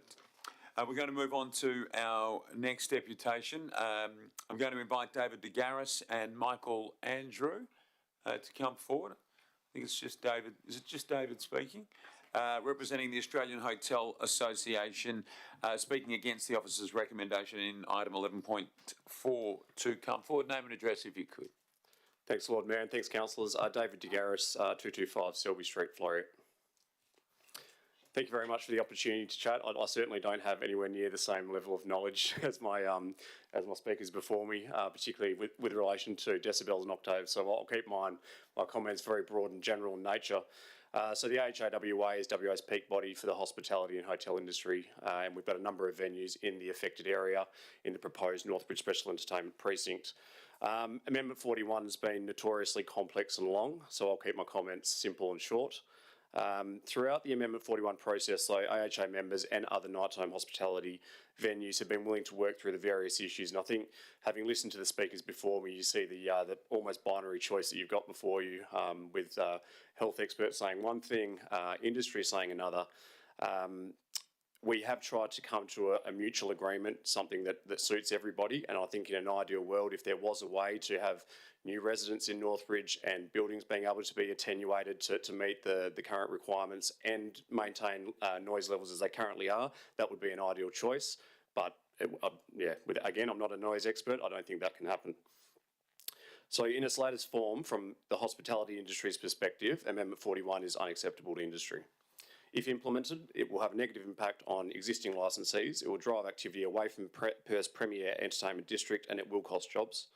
Due to the tight timeframes given to respond to the latest iteration of the amendment, we haven't had time to quantify exactly what that economic impact would be, but we can, given time. But what we do know is a number of promoters have confirmed they will not send acts, live music acts, to where they currently are, Breeze venue being one, and others. Outdoor entertainment areas with live music are firmly in the crosshairs of this amendment. Affected licensees have also expressed deep frustration that their concerns have not been heard over the past 4 years and their best interests are not reflected in this amendment. And the latest version of Amendment 41 provision is flawed for two main reasons. Primarily, it's steered away from its original objectives. And if you've got the paperwork in front of you, I'll point you towards the proposed modifications, page 2. The original objectives had the following provisions deleted: to support entertainment venues and associated high external amplified music noise levels within the Northbridge Special Entertainment Precinct in recognition of its significance as the state's premier entertainment area. The reference to, quote, support the continued operation of existing entertainment venues was also deleted. Secondly, there must be a justification for the reduction in permissible noise levels. If it was in response to scores of noise complaints from existing residents, data should support this, but we know that it doesn't. My understanding is the City of Perth records show 28 noise complaints over a 2.5-year period from within the proposed core area. By any measure, this is incredibly low. If the proposed reduction in noise emissions is to cater for future residential development, this runs counter to the original objectives of the amendment. More concerningly, it would show the interests of potential future residents are being prioritised over the interests of existing ratepayers and employers. Just briefly regarding the timing of this process, licensees have had 2 weeks to digest and respond to the latest variations of the amendment. The hospitality industry is entering the busiest time of the year. They're also navigating overwhelming or comprehensive changes to the federal IR system, along with proposed reforms to WA's liquor laws. So our proposed solution: we don't believe we need to return to the drawing board completely. We don't need to throw the baby out with the bathwater. But we do need to return to the original objective of this entire process. And so the AHA implores Council to, 1, postpone any decision until early in the new year. 2, during this time, allow licensees to obtain acoustic readings from an independent source that can then be verified by Council, which would allow their noise levels to be essentially grandfathered and attached to the relevant licence. This has been a long process that we all wanted to resolve some time ago, but accepting a bad outcome just for the sake of getting an outcome is a terrible outcome. People living in or moving into Northbridge do so in the knowledge that there will be noise. It's an entertainment precinct. This is evidenced by the very low number of noise complaints that they've received over the period I mentioned. Hospitality operators who have been operating in the Northbridge precinct for decades should not be expected to make significant sacrifices for residents who do not exist yet and may not exist in the future. 4 minutes. This is particularly the case when the original intent of this amendment was to support the industry rather than hinder it. So grandfathering existing noise emissions for current licensees is a simple, but more importantly, it's a fair solution that avoids the proposed amendment having a punitive retrospective impact on hospitality venues. Thank you. Thanks, David. Much appreciated. Just a couple from me. Have I accurately represented the CEO's comments when he said that 95 was an acceptable compromise? I don't want to erroneously verbal Bradley. It'll be a career-limiting move. It says it in the letter. I think what the technicality is, the 95 that he referred to was from the point of the noise-sensitive premises. And in the latest iteration of this amendment, they're talking about taking the noise measurements from outside the emitter. So it's a big difference. And I think when Bradley did write that letter, and I haven't seen the final version of it, to be honest, it was the lesser of two evils. So one, the first point I made is the most important. You're talking about 2 completely different measurements. But at the time it was, or it still is being proposed that we move from 95 down to 90, and you've heard from previous speakers, well, that's just an unacceptable proposal. David, you've got members in other entertainment precincts. You might not know the answer to this, but what numbers have they got in Joondalup or at Fremantle or Hillary's Boat Harbour? I don't pretend to be an expert. I don't want to give you the wrong information. I'm not sure. Sorry. Okay, thank you. And that will be a question at some point to try and ascertain. But I do know that when they first came up with this proposal, it was meant to be a plan that they could implement elsewhere. And so we need to get this right. I think that's the point, particularly because it is the first cab off the rank. It's incredibly important we get that noise level right if we do want to see it implemented elsewhere. Some of your members are pubs, obviously, and pubs do well during the day, and more people being around, living, going to school or uni would probably be good for those venues. Would you agree?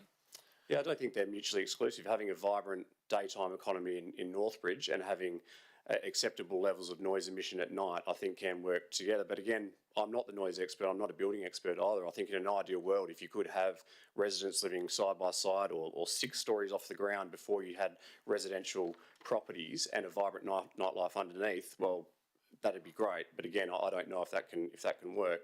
And if it can't, I think we need to revert to the original objective of this proposal, and that's for the protection of the nighttime economy, which is what was planned but deleted. You might not know the answer to this, but we heard from the Doubletree by Hilton earlier. Are they members of the AHA? Yes, I believe they are. Yep. And yet you see the complication of the situation, obviously, because one of your members is arguing against what you're arguing for Absolutely. right now. Yeah, it's the nature of operating in a member-based organisation like the AHA. We've got hotels, pubs, bars, taverns, wineries, tourism venues like Optus Stadium. There are competing interests. Realistically, we had our board meeting yesterday, and I can assure you that not everybody around the table agreed on everything that was proposed, but that's the nature of a member-based organisation. And without being flippant or dismissive to Mohammed's complaints, 60, I think he said over a 6-month period. But that would be difficult receiving those 60 complaints. I used to work in hotels and no one wants to take those calls. But realistically, for a big hotel like that as well, it's not an enormous number. And in recognition of the fact that, like Mohammed said, they would largely be corporate visitors that probably didn't know where they were booking into. So, again, not being dismissive of the fact, but it's the nature of operating in James Street. Dave, thank you. From me, any questions from any councillors? David, thank you very much. Thank you very much. Greatly appreciated. We're going to move now to Mr. Alan Stewart, representing Lateral Planning, who is speaking against the officer's recommendation in item 11.4 to come forward. Yeah, sorry, Michael Andrew, I was to make a deputation as well. Okay, so are they 2 separate deputations? Yes, it asked for 2 speakers to be listed. Just 1 second if I can.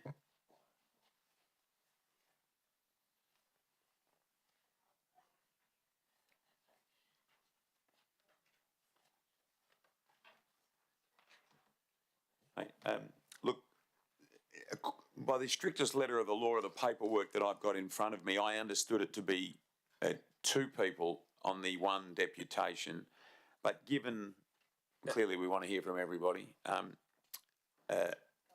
Mr. Andrew, we'll give you the opportunity if you will. So, Alan, can I ask you just to return to your seat for a moment? You'll be up next, but Michael Andrew. Michael, you're also representing the AHA? I am, yes. Name and address and away you go. Thank you. Michael Andrew, 21 Wanstead Street in Guelph, representing the AHA. There are some 128 licensed venues in the Northbridge precinct employing more than 2,500 staff. And there's 2 primary concerns raised by the entertainment venues in the precinct.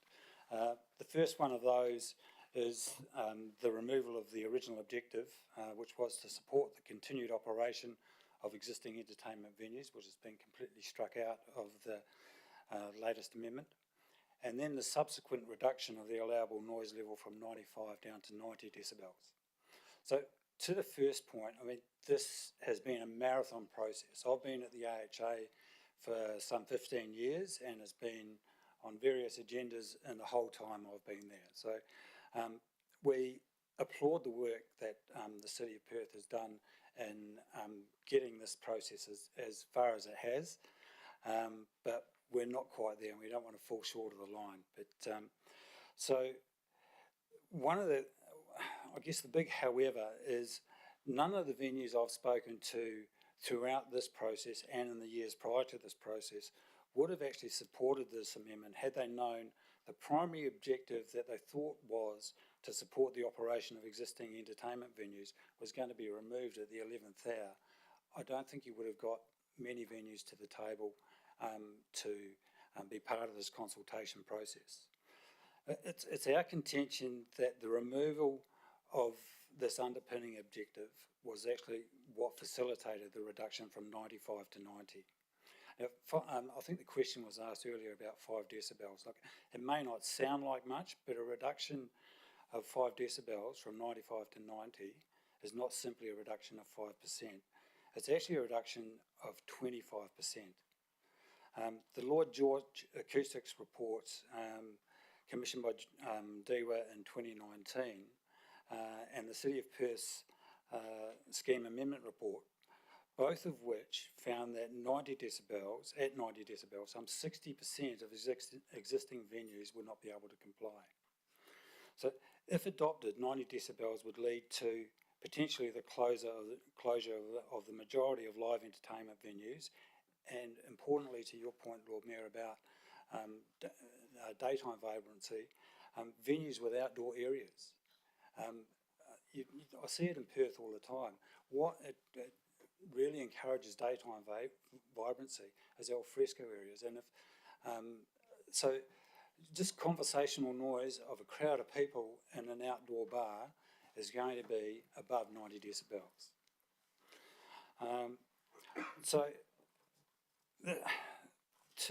To our mind, reduction from 90 to 95 is not actually supporting the continued operation of existing entertainment venues.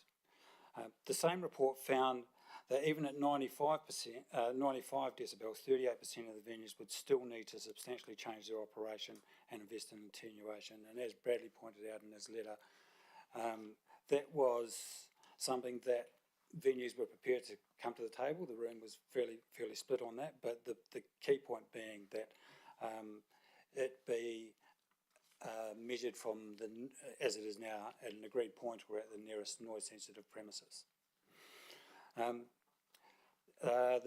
Even the City of Perth Amendment Scheme report noted the following: if the primary purpose of establishing a special entertainment precinct is to ensure that Northbridge remains the state's premier entertainment area, then scenario 3, which proposes a nominal external amplified music noise level of 95 decibels at 63 hertz, would be the preferable option.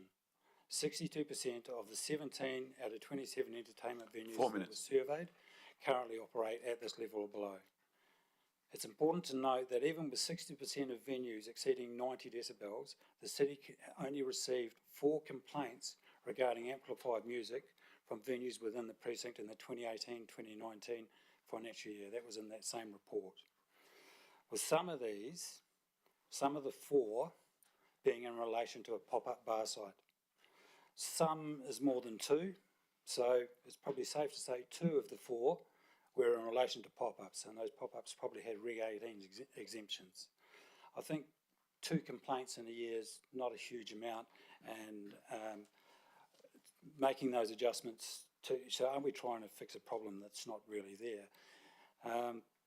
So given the lack of complaints associated with the status quo, we ask the Council to defer the decision on this amendment until early 2023, or until we can find a way to protect Northbridge as the state's premier entertainment area and support the continued operation of existing entertainment venues within the precinct.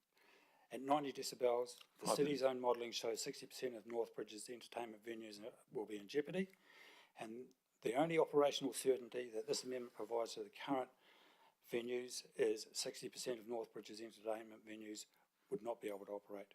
Protection of the state's premier entertainment precinct is far too important just to settle for an outcome when we need the right outcome. Thank you. Thank you, Michael. Cheers. I just note that Councillor Fleeton has left the chamber. I just clarify, by the way, when I said about the paperwork, so presented in the form that's now been presented to me, it did have David and Michael as the one deputation, but I accept that they may well have come, albeit from the same organisation, in on separate forms. So hence I've allowed the second deputation, despite the paperwork in front of me. Having dealt with that, so Michael, one of the difficulties here potentially that I think we are all starting to see is if we do nothing, it may be that somebody else comes in and does something.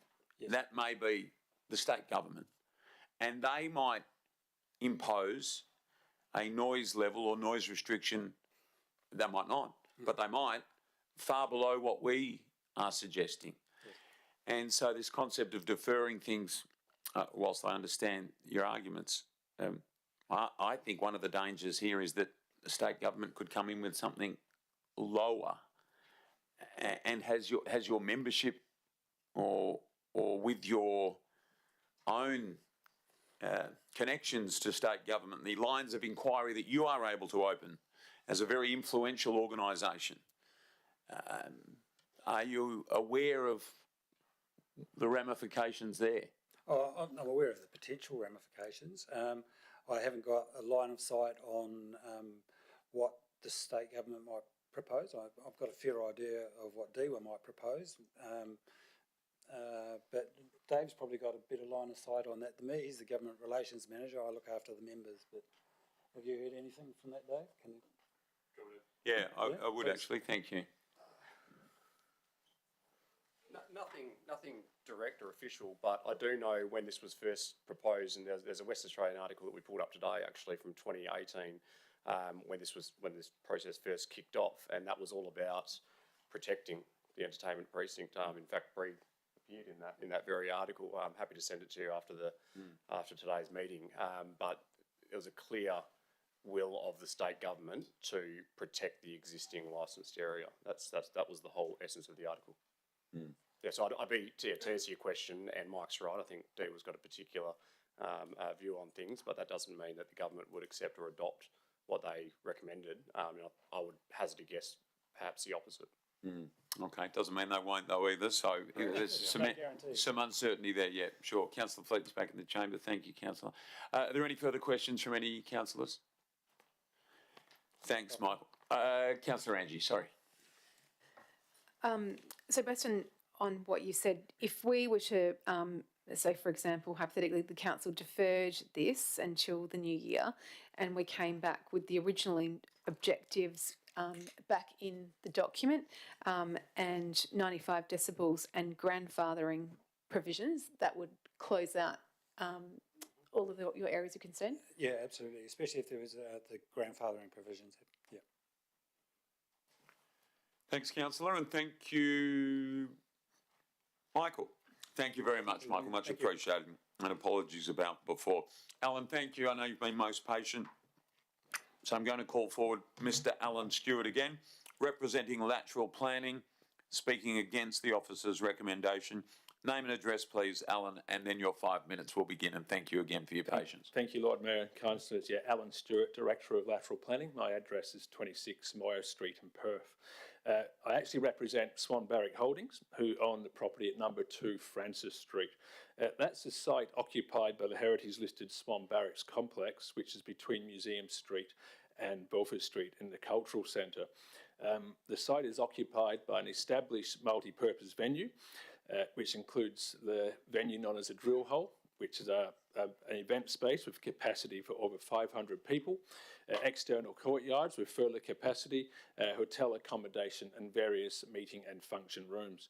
The complex enjoys the benefit of a hotel licence and an extended trading permit over the courtyards, allowing the venue to operate 7 days a week to midnight as per the Liquor Licensing Act. The premises has a capacity exceeding that of many other venues in Northbridge and makes a significant contribution to the economy and vibrancy of Northbridge. We lodged a submission during Amendment 41 requesting that the venue be included in the core area of the entertainment precinct.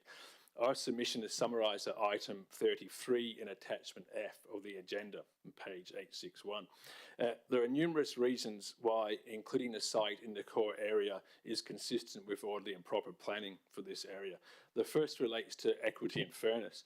The original version of Amendment 41, as you know, limited the core area to the actual core of Northbridge between Aberdeen, William, Rowe and Parker Streets, and venues outside the core were to be included in a register of existing venues.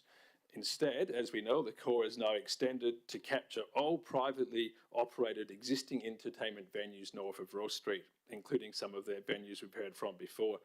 The core area was also extended over the eastern side of William Street to bring in most of the venues in the cultural centre.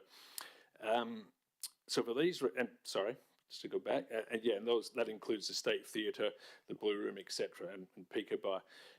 It appears to me that our client's premises is the only existing entertainment venue north of Rose Street that's been excluded from the core area now in front of you.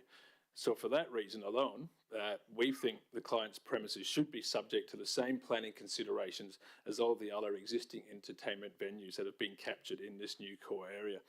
The second reason relates to noise modelling. In responding to our submission, the administration relies upon the noise modelling for all existing venues in the frame, and it suggests that including including our venue in the core would generate excessive noise levels. We question, however, whether the modelling actually took into account our client's venue. The modelling map in attachment C of the agenda shows all the existing venues and different modelling contours. Our client's premises is not even shown as an existing entertainment venue on that map. It's shown as an accommodation venue, but not an entertainment venue. We've also been advised by the city staff that the premises was not included in the original proposed register of existing venues that was going to accompany the original version of the amendment. So we question how the modelling, if it didn't take into account our client's venue, how can the city conclude that excessive noise levels would eventuate if it was included? In contrast to the approach taken with our site, the city proposes to include 3 other established venues in the core. The agenda item indicates that including these venues in an expanded core does not result in excessive noise levels in the immediate areas. So it appears a decision taken has been made, I guess, on a first-in basis, with our premises excluded, possibly because it was made too late or the venue was not even considered in the first place in the modelling.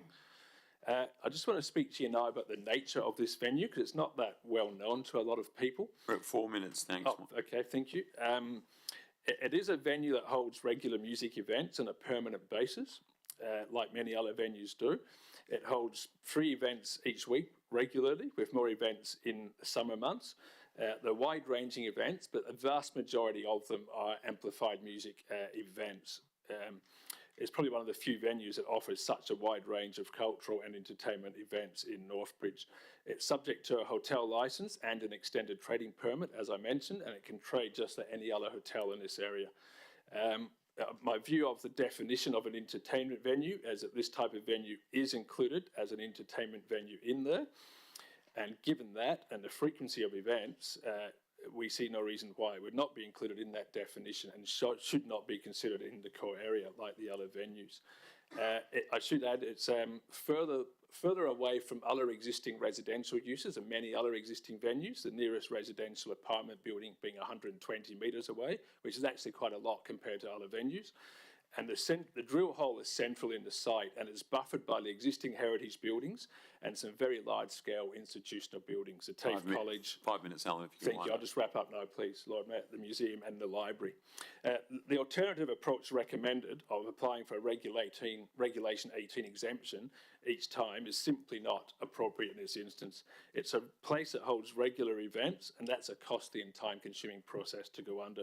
So in conclusion, as I said, I don't see any valid reason why this premises would not be treated in the same way as other venues and be included in the core area of the amendment area. Thank you.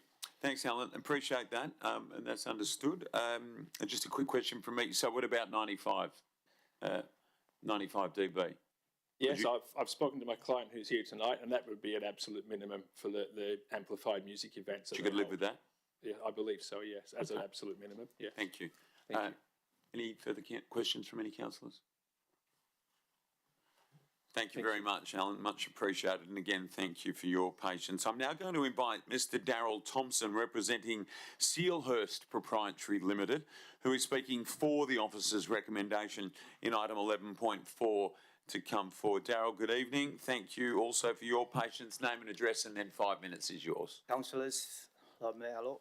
My name is Darryl Thompson. I'm Director and Principal of Sealhurst.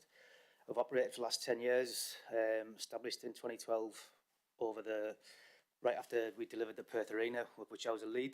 I have 20 years experience designing residential buildings in the UK and Australia, and I've been working with the Euro site and owners and developers since 2019. I've also had some input to Amendment 41 consultation process in various forms, and talked with some private developers over the period, so that's my address is Knight Road in Angara, first time I've done this. But yeah, I want to speak about 4 points really. I want to respect what everybody else has had to say, because obviously it's a multifaceted piece of legislation, but I think there is an opportunity here. So my 4 points would be, there are positive improvements in the latest edition of the amendments. ahead of what the original were in 2019. I want to make this point clear as well as a support of the amendment. I'm not in opposition and I don't advocate the removal of protection of existing venues. I think the key here is balance. I think if we fixate on one number, such as 95, 90, whatever it ends up being, I think we rule out or we put a blanket over an area that doesn't need a blanket. And I think one of the key things that we've found in our studies, which hopefully I'll get to, is site-specific nature. So assessing a site on its specific merits where it is, rather than applying a blanket rule. I also want to speak separately about there's a new prospective residential land use referred to as built to rent. We need to clearly define that because I think that's separate from standard residential, and that special residential land uses can be supported within those health criteria that have been discussed with notifications on title and appropriate building design. So I'll try and get through it without being too overly technical. So I just want an overview. The original draft, one of the key things that I picked up as a impartial professional was that one of the keys was it was unable to reduce the conflict, and that was one of its key objectives. The original goals were ostensibly to reduce conflict, acknowledging and understanding the need for reform with the noise regulations, which had led to the operational uncertainty and the need. Put simply, regulations were never designed for, nor are capable of enabling compliance or resolving complaints when dealing with entertainment noise, essentially amplified music, because that's because the regulations looks at it in a certain way. So how the original amendment failed was it applied from the modelling a transmission loss of 46. Now transmission loss is how sound travels through a building element, and that's just not possible. In a standard building, if we look at this building, there's glass, there's ventilation openings. You can't achieve that in a standard building with a transmission loss of 63. So it was unable to achieve its goal of reducing conflict in that score, and also it didn't, in my view, it didn't look at existing residents. So it wasn't balanced, and the new provisions have added some more balance. Understanding what the amendment was, and obviously I've expressed that I've been representing the Eurofood site, which is right in the core of Northbridge. Amendment 41 provided me a professional opportunity to undertake a design exercise to prove what can and can't work, because that way I can inform the client and have a look at the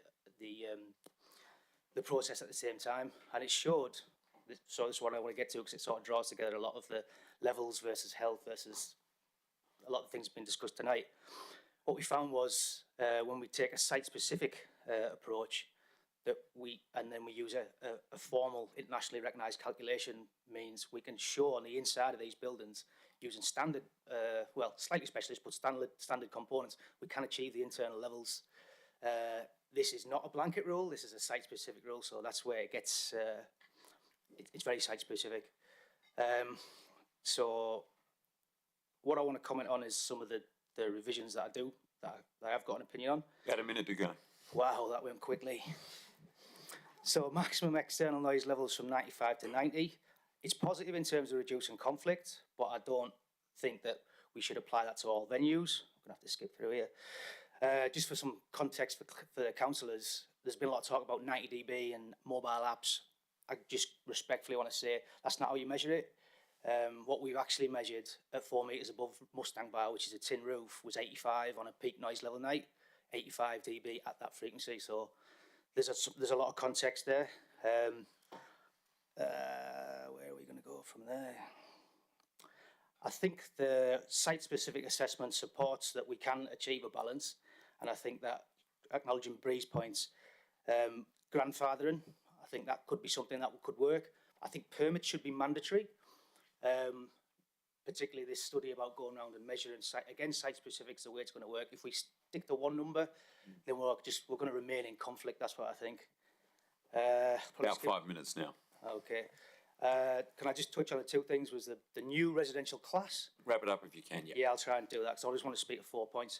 The new residential class, I think the revised scheme text needs more definition on what this is. Build to rent, I think that's a separate discussion. But I think that we can achieve, particularly on this site, but broadly, we can achieve special residential student accommodation type performances using standard building design with the current amendments. So I think that probably covers what I have to say. Thank you, Daryl. Thanks very much. So for the purposes of clarity then, you've mentioned the European Foods site. Yeah. What is being proposed for the European Foods site? There's been a concept design for 3 student accommodation towers and a build to rent, which is, I'm not the expert there, but it's a fixed term lease apartment. And how many apartments or accommodation units is that? I think totally on the original scheme we looked at, again, it's only concept, there was 1,800 student beds, that's what I understood. 1,800 student beds. Okay.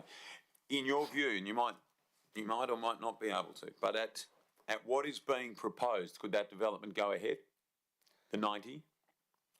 90 doesn't relate here. 85 is what we measured at that site, which is because that site would be subject to 85 from a specific venue. The nearest venue, when we measured at where that building will be built, it wasn't 90 or 95, it was 85. And using a formal calculation, we demonstrated that we could make the internal level, thereby delivering the health requirement. Okay, so sorry, again, just to be clear, so you're saying that it would need to be at 85 dB from the nearest venue? That was what we found on that site. On that side? Yeah. That's what you were measuring it at? Yes. So in which case, the 90 or 95 is not relevant to you? I think, yeah, what that not says in this is site, I see. I think what that says is not all sites generate 95. Yeah, understood. Yeah, understood. Yes, Councillor Angie? Sorry, can I just ask a question to clarify? What the please do. So basically you're saying that you've measured the sound at your site, and at your site it's 85. So basically, even if there was no changes in the current situation, your site would be 85, and so it's fine. And we could develop and achieve the internal standards, yes. Okay. Yeah. All right. I don't think there's any need to reduce what's out there. Yeah, so you could work with what's out there and you could achieve 85 or lower. 85's already there, Yeah. so we just build a building to suit that. I think above 90 and 95, again, let's be certain about where that is. At the building, that becomes problematic. There's building materials don't exist to make a typical building. 95 at the venue, that's a very different case. So we've got to be clear about where that 95 applies. Thank you. That makes sense. So again, with your expertise, if you could, so we've heard some sort of level of appetite for compromise, or 95 has been discussed as perhaps a workable compromise. In your view, could residential development that did register it at 95, would that allow for residential development or this type of accommodation, or would it be too loud? In my opinion, if we had 95 at a building facade, you would struggle to make an economically viable building. And that's why the site-specific approach works, because in some areas, you just can't develop residences. Okay. You just can't do it. Right. 90? You're testing me, aren't you? 90 may be achievable with secondary glitter. That's a higher cost outcome. Okay, so it may be possible. So more needs to go into the building to attenuate the noise? Yes, and in that case, we would meet the internal health. Yeah, okay. levels. Thank you, that's most useful. Daryl, yes, further questions? Sorry, just one more question. So I guess what you're saying, or correct me if I'm wrong, is that it's a site-specific or kind of common sense approach, that you wouldn't build an apartment tower or student accommodation right next door to a venue, but at other sites in Northbridge, everyone can continue what they're doing, and there are certain sites in Northbridge where they can be developed if the current scenario stays exactly the way it is. That's exactly what I'm saying. Yeah, So it's just a common sense approach. Yep. Thank you, Councillor Angie. Any further questions from any councillors? Daryl, thank you. Well done. Cheers. Much appreciated. I'm now going to invite Mr. Paul Kutsoglu, representing Planning Solutions, who is speaking for the officer's recommendation in item 11.4 to please come forward. Mr. Kutsoglu, if you could state your name and your address, and then 5 minutes will be on the clock. Thank you. Thank you, Lord Mayor. My name's Paul Kutsoglu. I'm at 251 St George's Terrace. I represent Planning Solutions. We act on behalf of Restore Proprietary Limited and Urban Flux Proprietary Limited, the owners and the proposed developers, otherwise known as the Eurofood site. Now, I'd just like to confirm elected members received the briefing note that was provided by us. Okay, and that endeavoured to summarise our position. Having heard the conversation this afternoon, there's a couple of points that I'd like to make unequivocally clear, we are delighted to have worked with the venues and particularly Bree over the time. This matter has been the subject of some arduous process of consultation. It's nearly 3 years to the day that this has been considered by the council in the first instance. Our view is it hasn't gone very far. The site-specific assessment allows for a practical, independent, individual assessment of each project. What Darryl was saying was we measured above the Mustang bar and we got to 85. It's simple. So we can do things with that development, we can attenuate the noise. But if we have unacceptable standards, we have to build a bunker, you will see no life other than the nighttime economy and some rats and mice around North Bridge during the daytime. Our view is the opportunity exists and it needs to be capitalised upon because of the city deal, because of the ECU University, because of the opportunity to strengthen our city. And I live near Hyde Park. I walk through this area regularly, day and night. Sometimes I feel like I take my life in my hands. By changing the development opportunities and putting this use of build to rent into the classification that we're proposing will allow what's effectively 2,000 people to be brought in and accommodated on the 6,000 square metre or thereabouts Eurofood site. It's a simple matter. This will ensure that we dilute the antisocial component, which we were told was 0.15% of people, and I agree with that. We will have an opportunity to develop a $350 million project, a transaction of property that has been owned by 80 years by the same family on the land will occur, and we will bring together some world-class development. Importantly, we wondered about option B and where these numbers came from. You go to point 7 through to about 9 or 10 in your agenda, you'll realise that the state government wrote to the council and gave you that number. That gives you a very clear indication if this goes from this council to the state government for assessment, you'll probably see that number imposed. That may or may not happen, but my take on it is it probably will. The Parliamentary Secretary to the Minister for Planning has provided strong leadership on this issue. I sat at the meeting with members of the AHA and a room full of other people. There was a very particularly conservative DWAR group of people that just wanted to apply regulations. My view on it was we should be looking to achieve and present some world-leading best practice solution here. Is it the place that you want people to live in peace and serenity? Is it Wembley? No, it's not. Is it Mount Lawley? No, it's not. It's inner city Perth. We have the potential now to put accommodation properly categorised into this special residential type use to allow build to rent. And I say build to rent is a unique land use. 4 minutes. Thank you. Build to rent, in our view, isn't for permanent occupancy. People have leases and they will terminate those leases. And they may be the subject of management agreements, they may be the subject of conditions on your planning approval. You've read my submission. It goes to 10 pages now. I'm not going to talk to those points. I'm delighted to respond to any questions. The North Bridge Special Entertainment Precinct is just that. It needs its own special categories of land uses. We're not saying entertainment venues need to go, but we are saying there needs to be site-specific work for each of the proposed developments. If you do nothing now, if you defer this, nothing will happen. And that's the long and the short of this. We have people that are ready to go. Those opportunities to spend that sort of money don't come very often.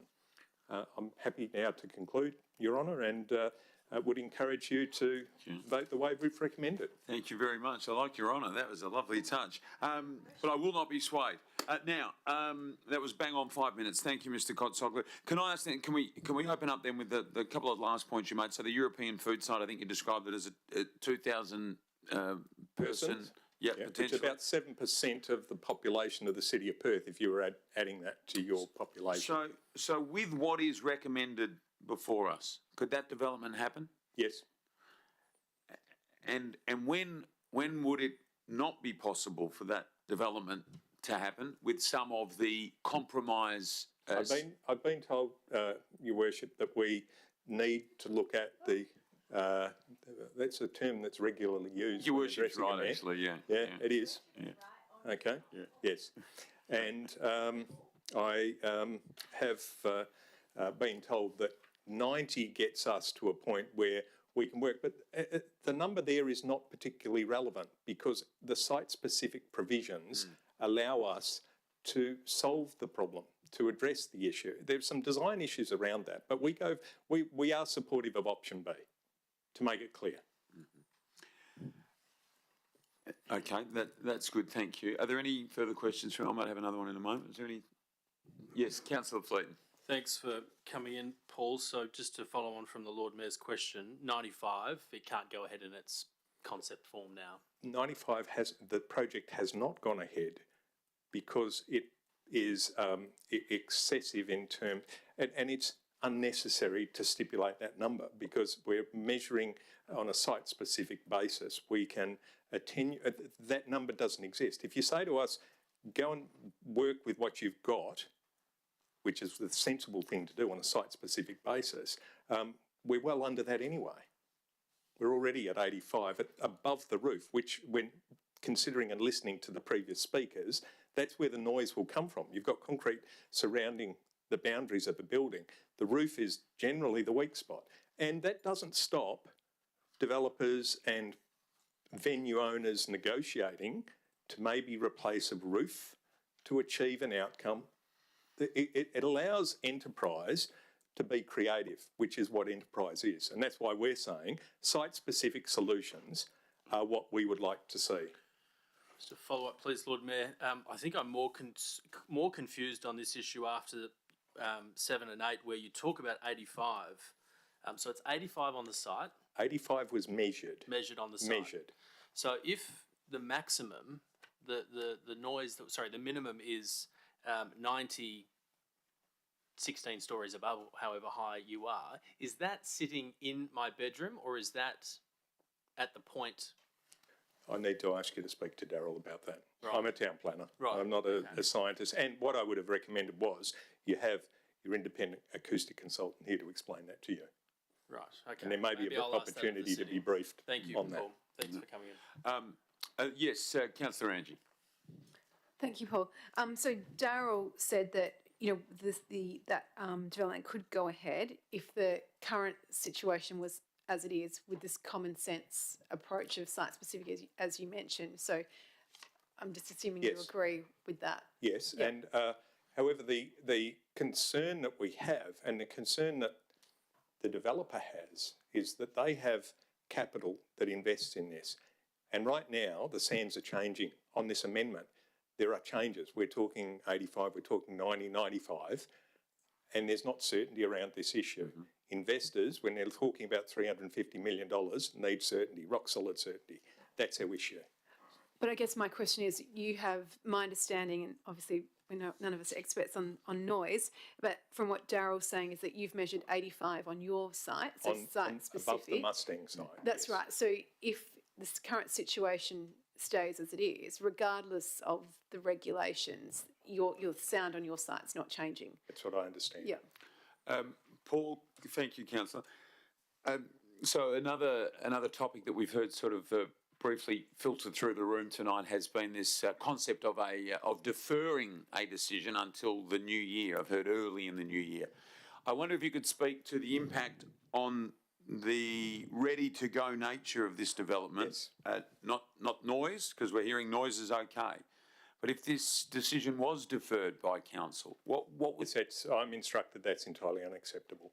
From our client's point of view, the owners of the property, as well as the developers, that causes continued uncertainty.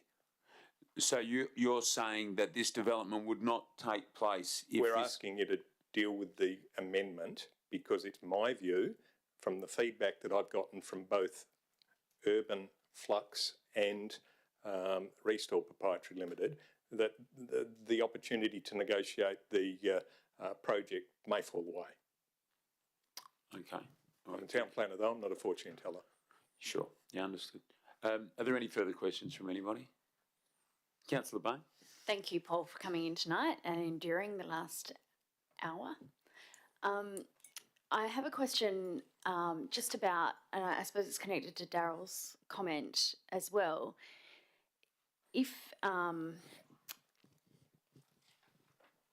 you had to, if the developer of the site, whoever that is, has to, would they invest further into noise attenuation measures? Like, would the cost of the development just be higher if we made a higher decibel rating at some point in the near future? Is that the long and the short of it? That's the long and the short of it. And you get to a tipping point where that's uneconomic.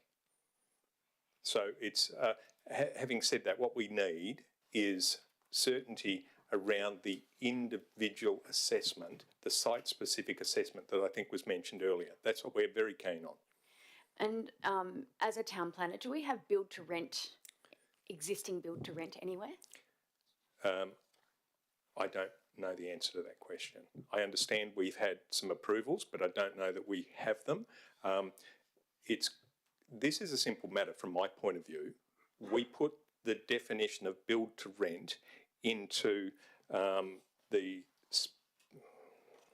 trying to find the specific definition.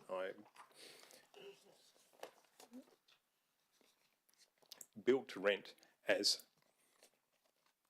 recognise build to rent as a special residential accommodation land use. Okay. As soon as we do that, it makes it easier and clearer and gives certainty to the development. So that's why we're asking for that development typology to be specifically defined. And just one last question. This development won't be impacted by noise from the Court Hotel? I won't. I mean, I don't expect it will be. I mean, I'm familiar with all of many venues in Northbridge.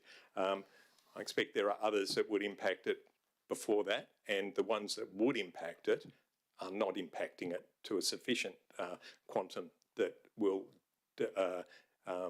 damage the progress of the application. Thank you. Yes, Councillor Gordon. With regards to the build to rent definition, how would you see that best defined? Build to rent as special residential accommodation, which is being defined in the amendment, that allows that use.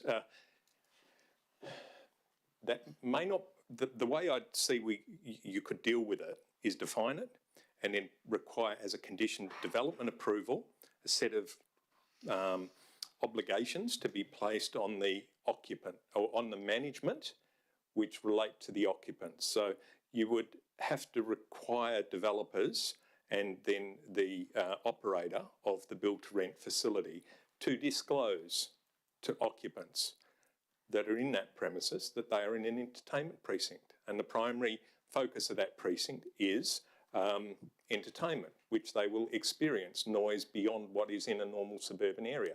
They'd have to sign an undertaking that they accept those implications. I mean, it makes no sense to have a build to rent facility where you've got tenants that are unhappy because you're going to be sued as much as the venues will be sued. And that's an interesting comment, even if I do say so myself, because there hasn't been action, as far as I'm aware, taken for the residents in the area against venues. I mean, that's a whole nother consideration. What we want to do is avoid that. We want to have a successful build to rent facility. And when you're building them at $100 million, it's got to work properly. So management agreements, management plans and operational plans to ensure you don't end up with the same things that are happening at the Doubletree. Perfect, thank you. Paul, just one final one from me. So obviously, in a sense, representing developers and certainly planners. So with what is proposed at the moment, with what is on the table, are we going to be able to see more of the style of development that you are suggesting could happen on the European food site in Northbridge, in your opinion, if you're able to give one? Yes. Okay. And at 95, and this might be repeating Councillor Fleet's, at 95, could Well, that our happen? preference is 90. I mean, Could it happen at 95? Remember, I'm a town planner, Yes. and I've taken advice from Sealhurst. Our preference is we support option B. Okay. Thank you, Mr. Cotsoglu, greatly appreciated, and thank you, councillors. So what I am proposing we do right now, I know that some have already taken a bathroom break and we've still got a bit to go. I'm going to propose right now a 5-minute bathroom break, and then for the benefit of those in the room, when we return, instead of moving to item 7, I'm going to bring forward item 11.4 for the benefit of the gallery and for the benefit of us, because it's fresh in our minds, and I think that will be useful for any questions that councillors may have of the administration. So it is 7 o'clock exactly, and at 7:05 we will resume. Thanks, everyone.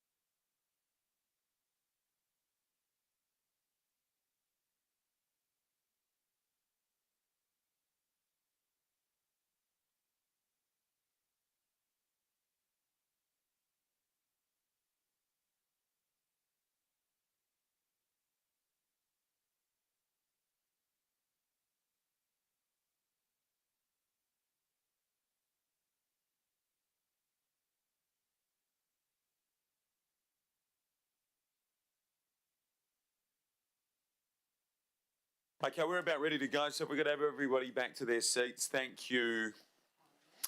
And just as everybody is returning, I just want to take this opportunity again to thank those from our community who have come and given deputations tonight. I think this is really healthy, obviously, as I mentioned, as alluded to at the start of the process. It's really healthy for us, greatly going to assist the decision-making process, which is exactly what this forum is about. And so I thank you for the respect that you've shown each other and the chamber and the process. And again, it's very useful for us. So thank you for being a part of this process. What we're now going to do, as I mentioned, is move to bring forward item 11, 11.4 specifically. And this is the City Planning Scheme number 2, final adoption of amendment number 41. We'll then go back to where we were, and hopefully that assists those in the gallery. Can I thank also the elected members for the thoroughness of that aspect of the process. Very useful. Well done, thank you. So there's been a number of questions received already, 3 from Councillor Leeser, 16 from Councillor Angie, 4 from the Lord Mayor. So firstly, is there any follow-up from any of the elected members on the questions with notice? Yes, Councillor Angie. Thanks, Lord Mayor. So in relation to my first question, where I asked, the second rather, has the original purpose been addressed in Amendment 41? Now, the administrative response we were provided with was yes, but then obviously the deputations conflicted with that, and their view was that no, that original purpose had been deleted and not addressed. Perhaps if someone could clarify how they believe it was addressed. Sure. Thank you, Councillor Angie. CEO? If I could ask the General Manager, Planning and Economic Development to answer these questions and all others in relation to this particular item. Thank you. Thank you. So, General Manager? Thank you. Through you, Lord Mayor, I guess our opinion is the purpose has been achieved, and early on the primary purpose was to try and prevent interface issues or land use conflicts between emerging new land uses and the entertainment venues in Northbridge, noting the importance of those entertainment venues. So under the current noise regs, those entertainment venues are operating well above the noise levels that they are legally required to operate at. And if that was acted upon in a compliance process, then that would mean a bit of trouble for those premises. So do we feel that where we've landed is achieving the objective of protecting the primacy of those venues? We do believe so. It is a compromise, as you've heard tonight. There are a lot of different stakeholders with different views and different objectives. Just on the issue of the objective, that objective was not deleted. It was amended to remove wording that the amendment would support the continued operation of existing entertainment venues. And if council is of a view that should go back in, it can go back in. We deleted that part of it because we felt that it may have been disingenuous to leave it in there, because certain venues may have to lower their current noise levels or make changes to their operations. So if we were to put that back into the objective, we can do that. But that's not going to change the 90 versus the 95 because they're not linked. We did not change that objective or the 90 because of that objective. Okay, so just on that then, so you're saying that was changed because protecting the existing business, it may be that arriving at this position is still protecting the existing businesses. Is that what you're saying? Yes, Lord Mayor. I think if we've focused tonight on one objective, there are many, and if the remainder of those objectives are reviewed, you'll see that they all talk about protecting the entertainment industry in Northbridge. Okay. Can I ask you for a comment, General Manager, on the 90 versus 95?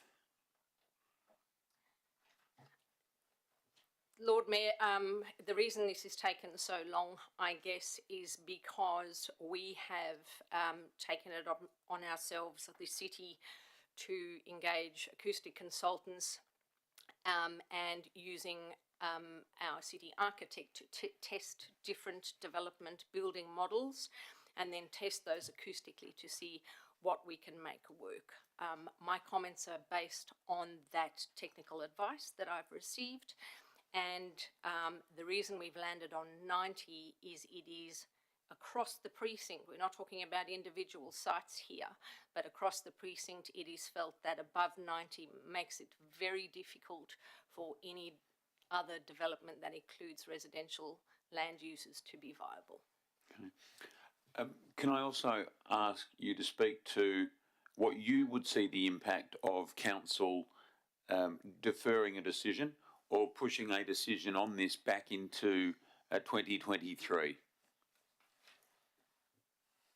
Certainly. So if council were to make a decision to defer, council would need to specify exactly why it wants to defer and what it wants to achieve through that. So there would need to be specific actions linked to that. The challenge we have is this has been going on for a while, and we have a regulatory requirement to go back and make a decision within a certain time frame once we've concluded advertising. The state's given us a couple of extensions, and they've now given us a final extension to the 23rd of December. Deferring would not allow us to meet that deadline. If we defer, the state could make the decision without us, and I would suggest this could potentially, if our voice is not in that piece that is ultimately decided by the state, it could potentially weaken the position for the city and its stakeholders. So with your expertise, are you aware of how this issue is dealt with in other entertainment precincts? So, Lord Mayor, I believe there is only one other in Australia, and we're not aware of other international examples that we've looked at. The Fortitude Valley example is the only other one that we're aware of, and some of where we've landed with the current amendment mirrors what is captured in the legislation for Fortitude Valley, and I think it is worth mentioning that there has been growth in the entertainment venues in that space since they imposed their 90 decibels. Okay. And just one final one for me for the moment, perhaps. So this idea that if we don't do anything, state government may step in and do something. Can I ask you to speak to that? Yes, so in determining any scheme amendment, including this one, council has some options. One is you can decide to progress the amendment as recommended. You could decide to progress the amendment with additional modifications. You could decide not to progress the amendment. You could decide to re-advertise, which would push you outside that statutory period. And any of those decisions that you make need to be forwarded to the Western Australian Planning Commission, along with the amendment document, and they will make the decision from there. Okay, and then one final one. So if there was an amendment from council that the 90 became 95, what would the administration say to or about that? We would suggest that where we've landed is based on a lot of rigorous planning and modelling work that's been done. We would say that if you were to shift it to 95, you could have unintended consequences of noise spill beyond the precinct boundary and into areas that we've actually flagged under our local planning strategy as future growth areas for residential development in our city and also into the city of Vincent. So although it may feel that shifting that 5 decibels might accommodate the wishes of certain stakeholders, it may not accommodate the wishes of others, and it might have unintended consequences on the growth of the city. Okay, thanks, General Manager. Councillor Angie? Yeah, I had some more follow-up questions from my questions. So it was noted earlier that the state government noise attenuation study is still underway. So I guess, is the government in a position to make any decision on this until their study is complete, and when do you expect their study would be complete? Through you, Lord Mayor, I don't know when their study will be complete. we assume the extra work they're doing is to assist them formulating their own position on this, noting that DUA has a different role to us. Our role is to make a recommendation, essentially, or a decision on the scheme amendment, and then for the state government through the Minister for Planning to make the final decision on the amendment. DUA's role is to look at amending the noise regs. So they're off doing their own modelling. I would suggest that if we were to wait for that to occur, we're just going to get caught back in the whirlpool that we've been in for the last number of years. And it's worth adding that there are a number of stakeholders, including a few that stood up tonight and made the deputations, that have been pushing us pretty hard to bring this to conclusion. I guess my question was, if say it wasn't going to be complete for another 4 or 5 months, I don't know, I'm just guessing, if we just deferred till early in the new year, then the government, I guess, would not be ready to make their decision. So we wouldn't run the risk of, I guess, the government coming in and overriding. Is that correct? Through you, Lord Mayor, as I mentioned, there are separate processes running here under separate acts of legislation. We're making an assumption that DUA are doing the extra modelling to inform their changes to the noise regs. That doesn't impact the amendment. The amendment will run, and I would suggest that to wait for that to occur could take quite a long time, and it may not be of any benefit because we've still got to make a decision on the planning provisions. Okay. Yes, Councillor. Yeah, sorry, I guess that wasn't my question. It was, when will that, if we can just follow up, when would that be done? Because I wasn't saying wait till it's done. I was just saying we've probably still got some time before that's complete. But is there a reason why we haven't got we didn't put grandfathering clauses in there the way some of the deputations suggested? GM. Through you, Lord Mayor, the grandfathering issue has been looked at, and I'd like to provide some extra information to elected members. I take that on notice, if that's okay. Sure. Thank you. Yes, Councillor Gordon. Thank you, Lord Mayor. During the deputations, there was some commentary about the court being split, the two licensed areas, I think it was, being split by the amendment area, and also a Francis Street venue not being included. Can we get some commentary around whether that's intentional or needs to be resolved? GM. Through you, Lord Mayor, yes, it was intentional in relation to the court. So their existing premises on the western side is captured in the core area. The car park overflow area on the eastern side is not. The implications, I know the court does have some aspirations for redevelopment that have come forward now. If we were to include their eastern site in the core, the modelling would show that the noise spill would spill further to the east and into that area that we flagged as a future growth area for residential. Thanks, GM. Councillor Angie. Question 16, I asked how many noise complaints does the City of Perth get each year? The answer I got was just for Northbridge, which said only 15 noise complaints specific to Northbridge for a year. Can I ask a question on notice that we're provided with the amount of noise complaints for the whole City of Perth, neighbourhood by neighbourhood breakdown, so as a comparison, because 15 doesn't seem like a lot. Okay, yep, thank you. Noted. Councillor Gordon. We've heard tonight about property owners and particularly venue owners wanting certainty about their future, and I guess potential intention of the amendment is to prevent conflict, I believe was the wording used. So I'm just wondering, there's a legal defence called coming to the nuisance, which I'm just reading now, is when harmful activity was operating before the plaintiffs acquired the property impacted by the nuisance. So why doesn't this concept protect our venue operators already, and why aren't we aligning with that concept? Jim? Through you, Lord Mayor, I will take that on notice and provide that information in writing. What I will flag, though, is the current operators are not operating within the noise regulations. So there's actually some statutory failure there. They're operating well over what they're meant to be operating, and if enforcement action was to be taken currently, if we had to react to noise complaints, that really pushed it. We would need to take enforcement action that could result in prosecution, which we wouldn't want, or ultimately the closure of a business. So I guess that's why it was important to start this process initially, was to try and protect the entertainment venues from the very legislation that could cause them trouble. Thanks, Jim.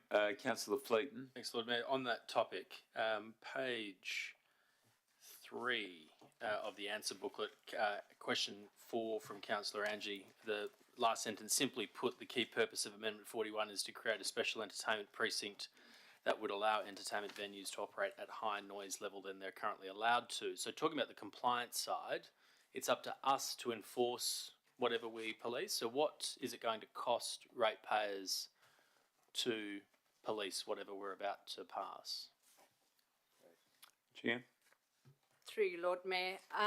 I guess our approach, particularly with issues like this one, is we would respond to complaints. We're not going to be out there testing and witch hunting venues. That's certainly not in the best interests of the city or our stakeholders. So if there were noise complaints that had merit, we would take the first steps of trying to resolve the issue between the parties. That's always our default position.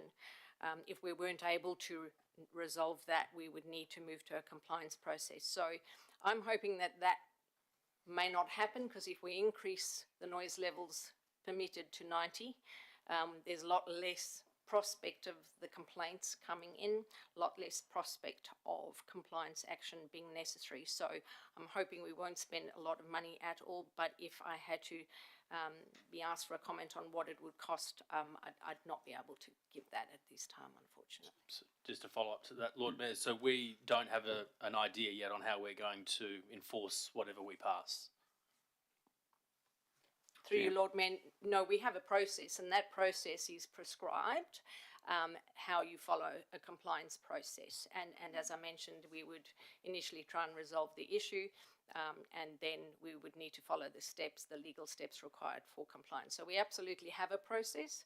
We just hope that with increased noise levels, we don't have to follow it. Okay, so to follow up, Lord Mayor, why aren't we enforcing it now? Through you, Lord Mayor, I think because this piece of work is in process, much like many other compliance matters, we try and not take compliance action while we're trying to resolve it through an initiative like this. Okay, another question on the same page, bottom of page 3, in response to Councillor Angie's 5th question.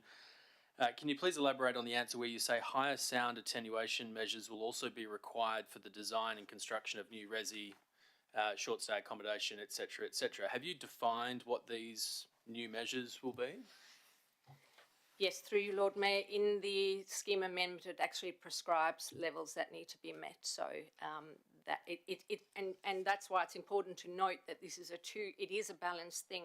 The scheme amendment is looking at imposing maximum sound levels for the entertainment industry, but also imposing attenuation, so meeting in the middle. Sure. Follow up on that, Lord Mayor. So tonight we heard a lot about transmission loss through buildings, but that's transmission loss through buildings that don't incorporate these higher attenuation measures. Is that correct? Through you, Lord Mayor, we started out with the initial amendment using the concept of transmission loss. It's problematic. And it's actually a current requirement. What we've done now is we've actually moved to a requirement for an internal sound level that matches the current sound level, but we've created more flexibility so that developers can achieve that internal sound level in a more pragmatic way. Thanks, Councillor Fleeton. General Manager, you're the General Manager of Planning and Economic Development here. You were General Manager of Planning previously at Joondalup, I believe. Same title there? Similar title. And you are considered an expert or a leading, an expert in this field. Can you speak to we have a stated aim, obviously, of growing the city population. In your view, if this is passed as is, what will be the impact on future development, or what might be the impact on future development with your planning lens? Lord Mayor, I think with the planning lens, but also based on the modelling and independent advice that we have got.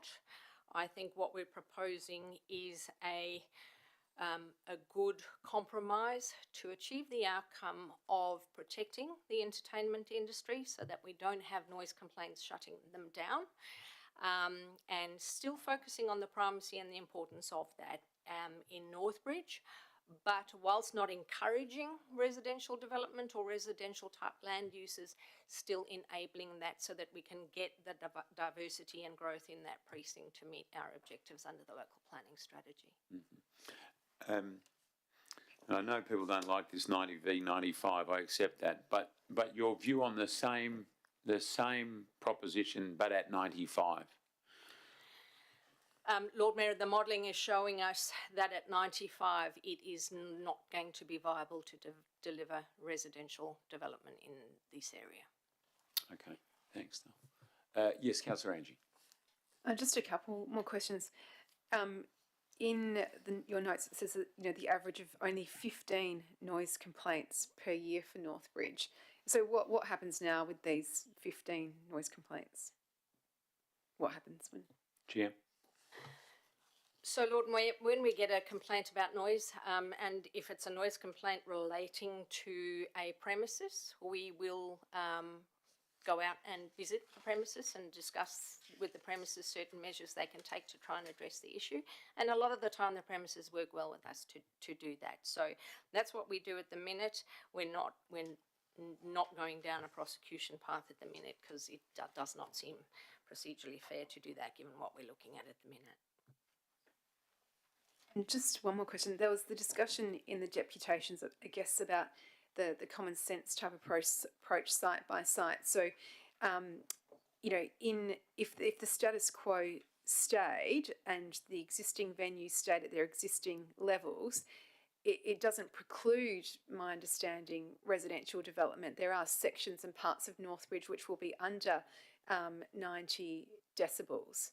So can you explain why we couldn't have, I guess, the 95 and then it's still this common sense approach where, certain sites will be feasible and others won't be?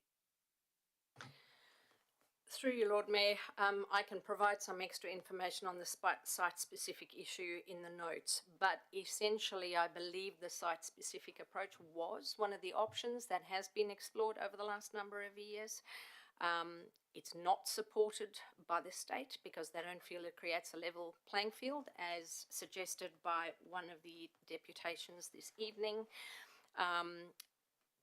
There were some technical difficulties in making that work, and there was a concern that it could stifle growth.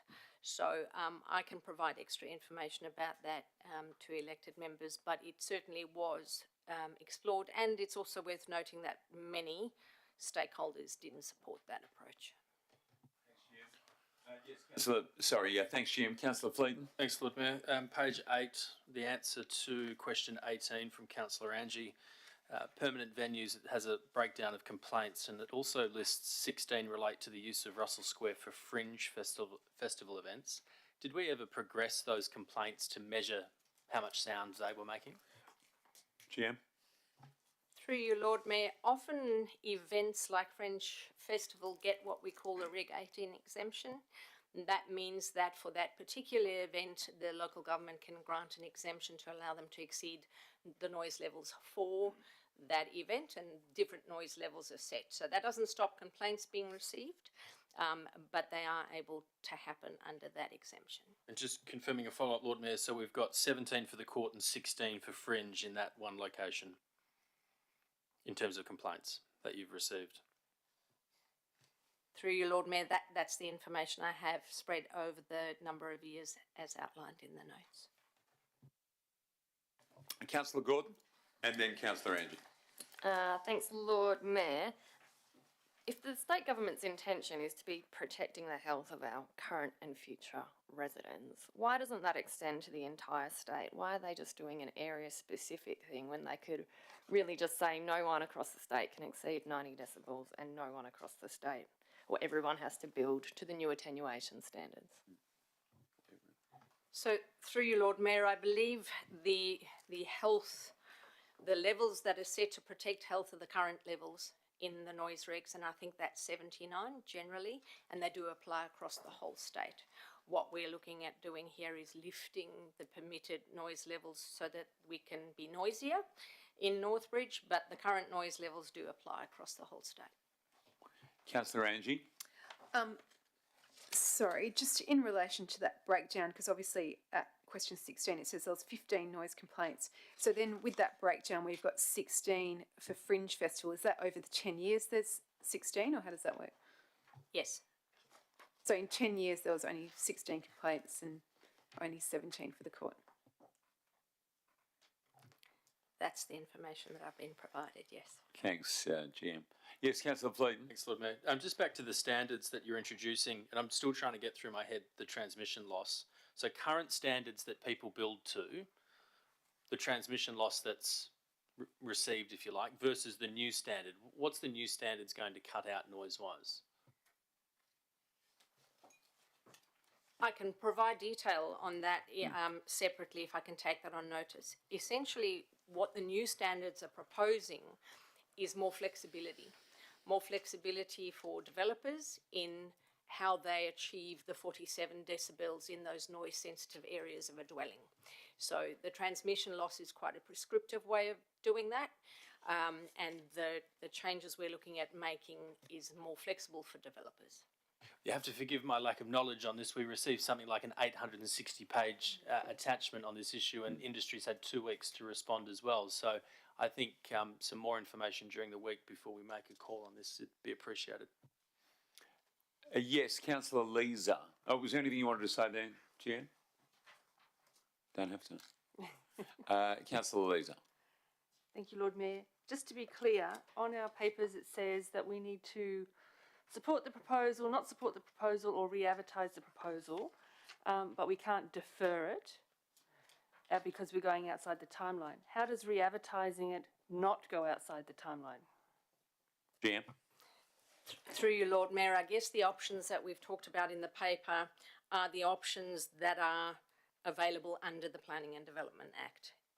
If you choose to defer, that is a council procedural matter. It's an additional option, but not necessarily one that impacts your decision on this directly.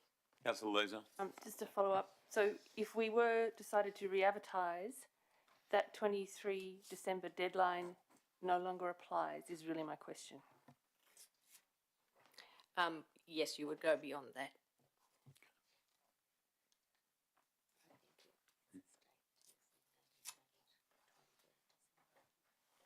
CEO, is there anything additional to add there? No, thank you, Lord Mayor. Okay. Yep. Councillor Gordon. Further to Councillor Fleeton's comments about the length of this item, it seems there's a lot of uncertainty and there's a theory about what the numbers mean, but what do they mean in practice, and what does it mean to a venue owner, and what does it mean to a resident? So I guess and we also heard about potentially downloading an app and then not downloading an app, and what can we do to give ourselves comfort over the next 7 days that this decision will not negatively impact our existing venues, will not prevent, what do we do other than just keeping on reading information that is conflicting? GM.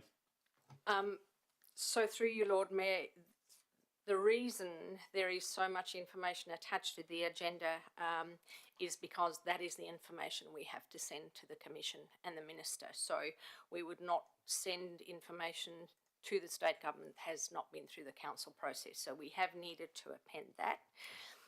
It is also worth noting we have been out through an extensive consultation process.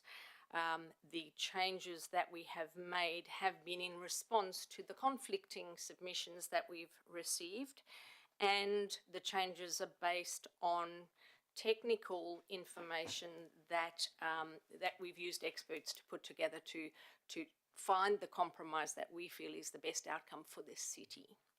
So I'm not sure what could be done in the next 7 days to give you absolute certainty that you're doing the right thing, because you have got conflicting views from the different stakeholders, in fact quite polar opposite views.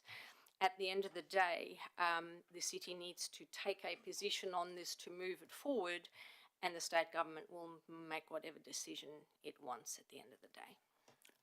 Thank you. Councillor Leeser. Thank you, Lord Mayor. Build to rent as a category has been left off our papers, not contemplated, because presumably it didn't exist at the time when this whole process started. How do you see that fitting in terms of a category? Chair. Through you, Lord Mayor, we have looked very closely at the build to rent issue.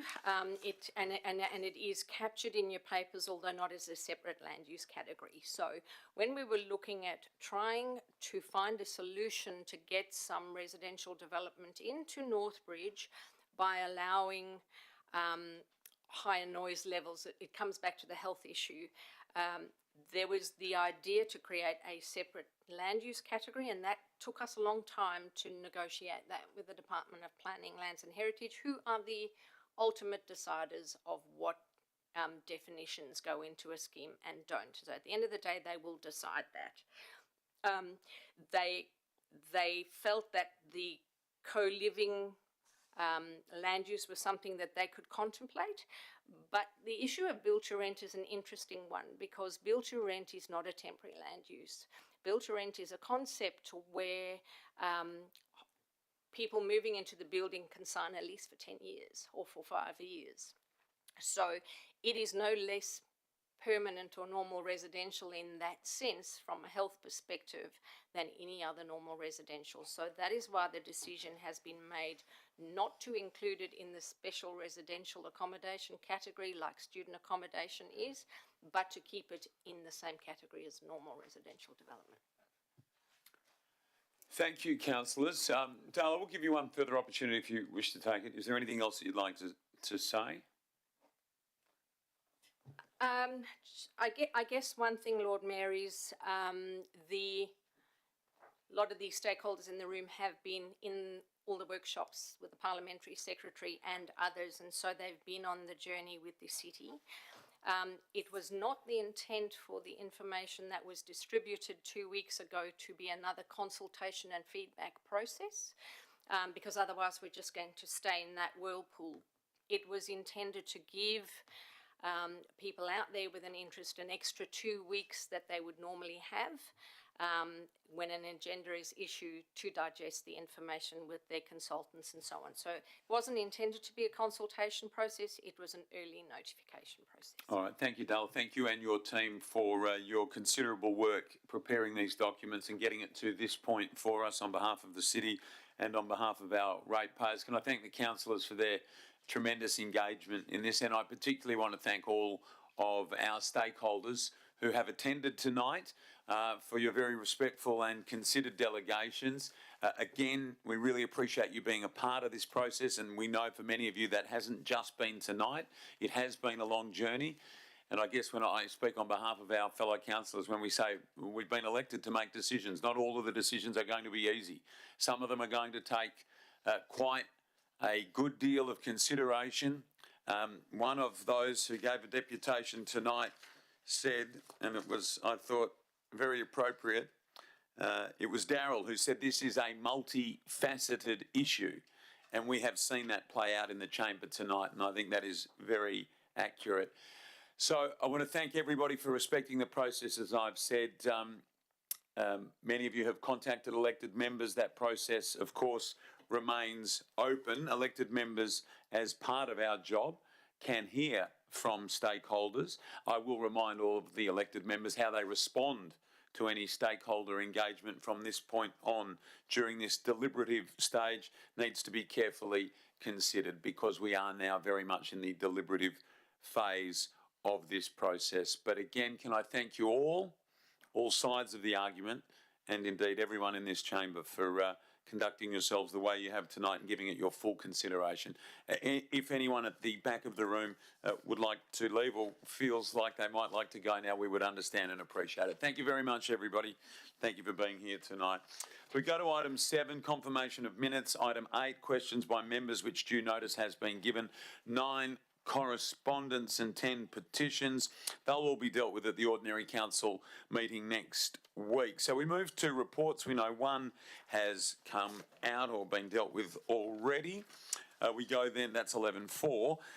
So still under 11, Planning and Economic Development Alliance reports. 11.1, specification of dog exercise areas, Dog Act 1976.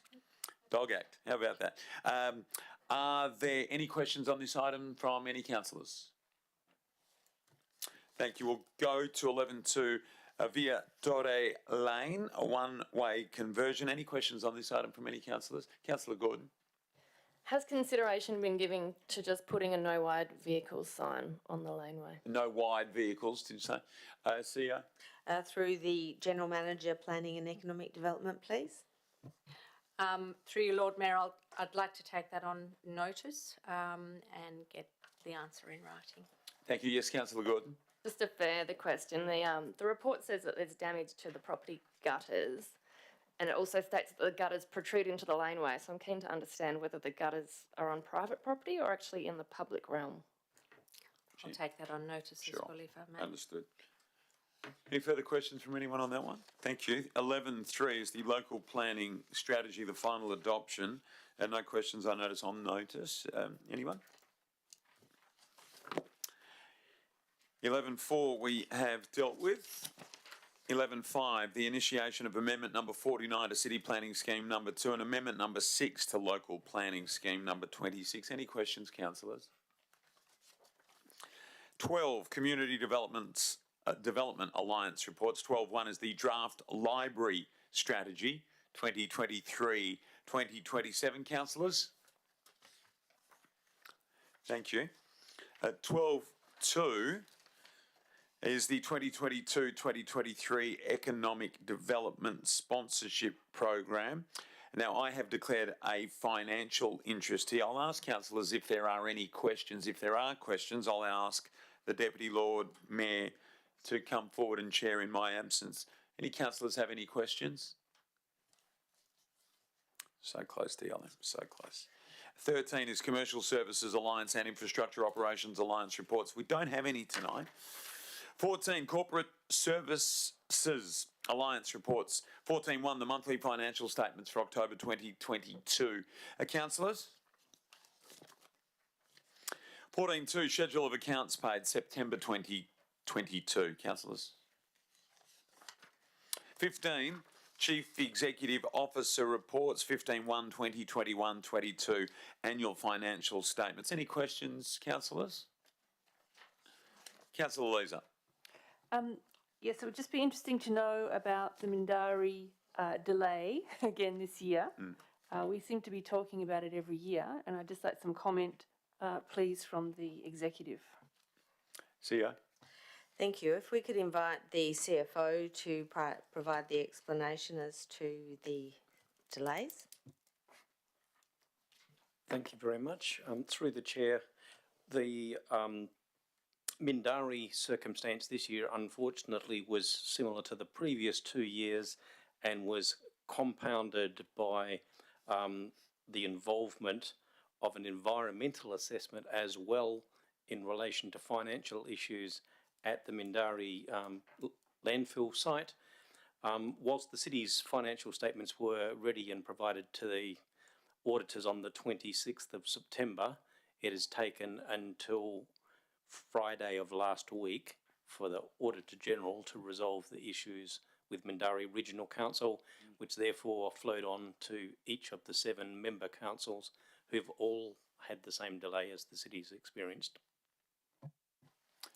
Thank you, CFO. Any further questions, councillors? 15.2 is the adopting the annual report and setting the date for the 2021-2022 Electors General Meeting. I'll just point out that in point 3 of the recommendation, there is a typo. The typo or the addition which makes it correct is approves the 2021/22 Electors General Meeting. So just /22 needs to be added so it is the same as the title at the top, 15.2. So, Councillor Lees, you had a question here. Is there any follow-up? Thank you, councillors. 16 is Audit and Risk Committee reports. They will be dealt with at the ordinary council meeting next week. And 17 is motions of which notice has been given. They also will be dealt with at the ordinary council meeting next week. 18 is matters for which the meeting may be closed. 18.1 is designated confidential in accordance with sections 5.232C and 5.232E of the Local Government Act 1995. If any councillors have questions relating to these items, we will need to move behind closed doors and pause the live stream for the many people still watching, I'm sure. So, do we have any questions? No, in that case, we move to item 19. That's urgent business, and we'll deal with this at the ordinary council meeting, which brings us to item 20, and with my considerable thanks for the application shown by everyone in the room tonight. With no further business, I now declare the agenda briefing session closed at 7:45 p.m, and I wish you all a very pleasant evening. Thanks, everyone. Please all rise for the Right Honourable the Lord Mayor of Perth, Mr Basil Zemplis.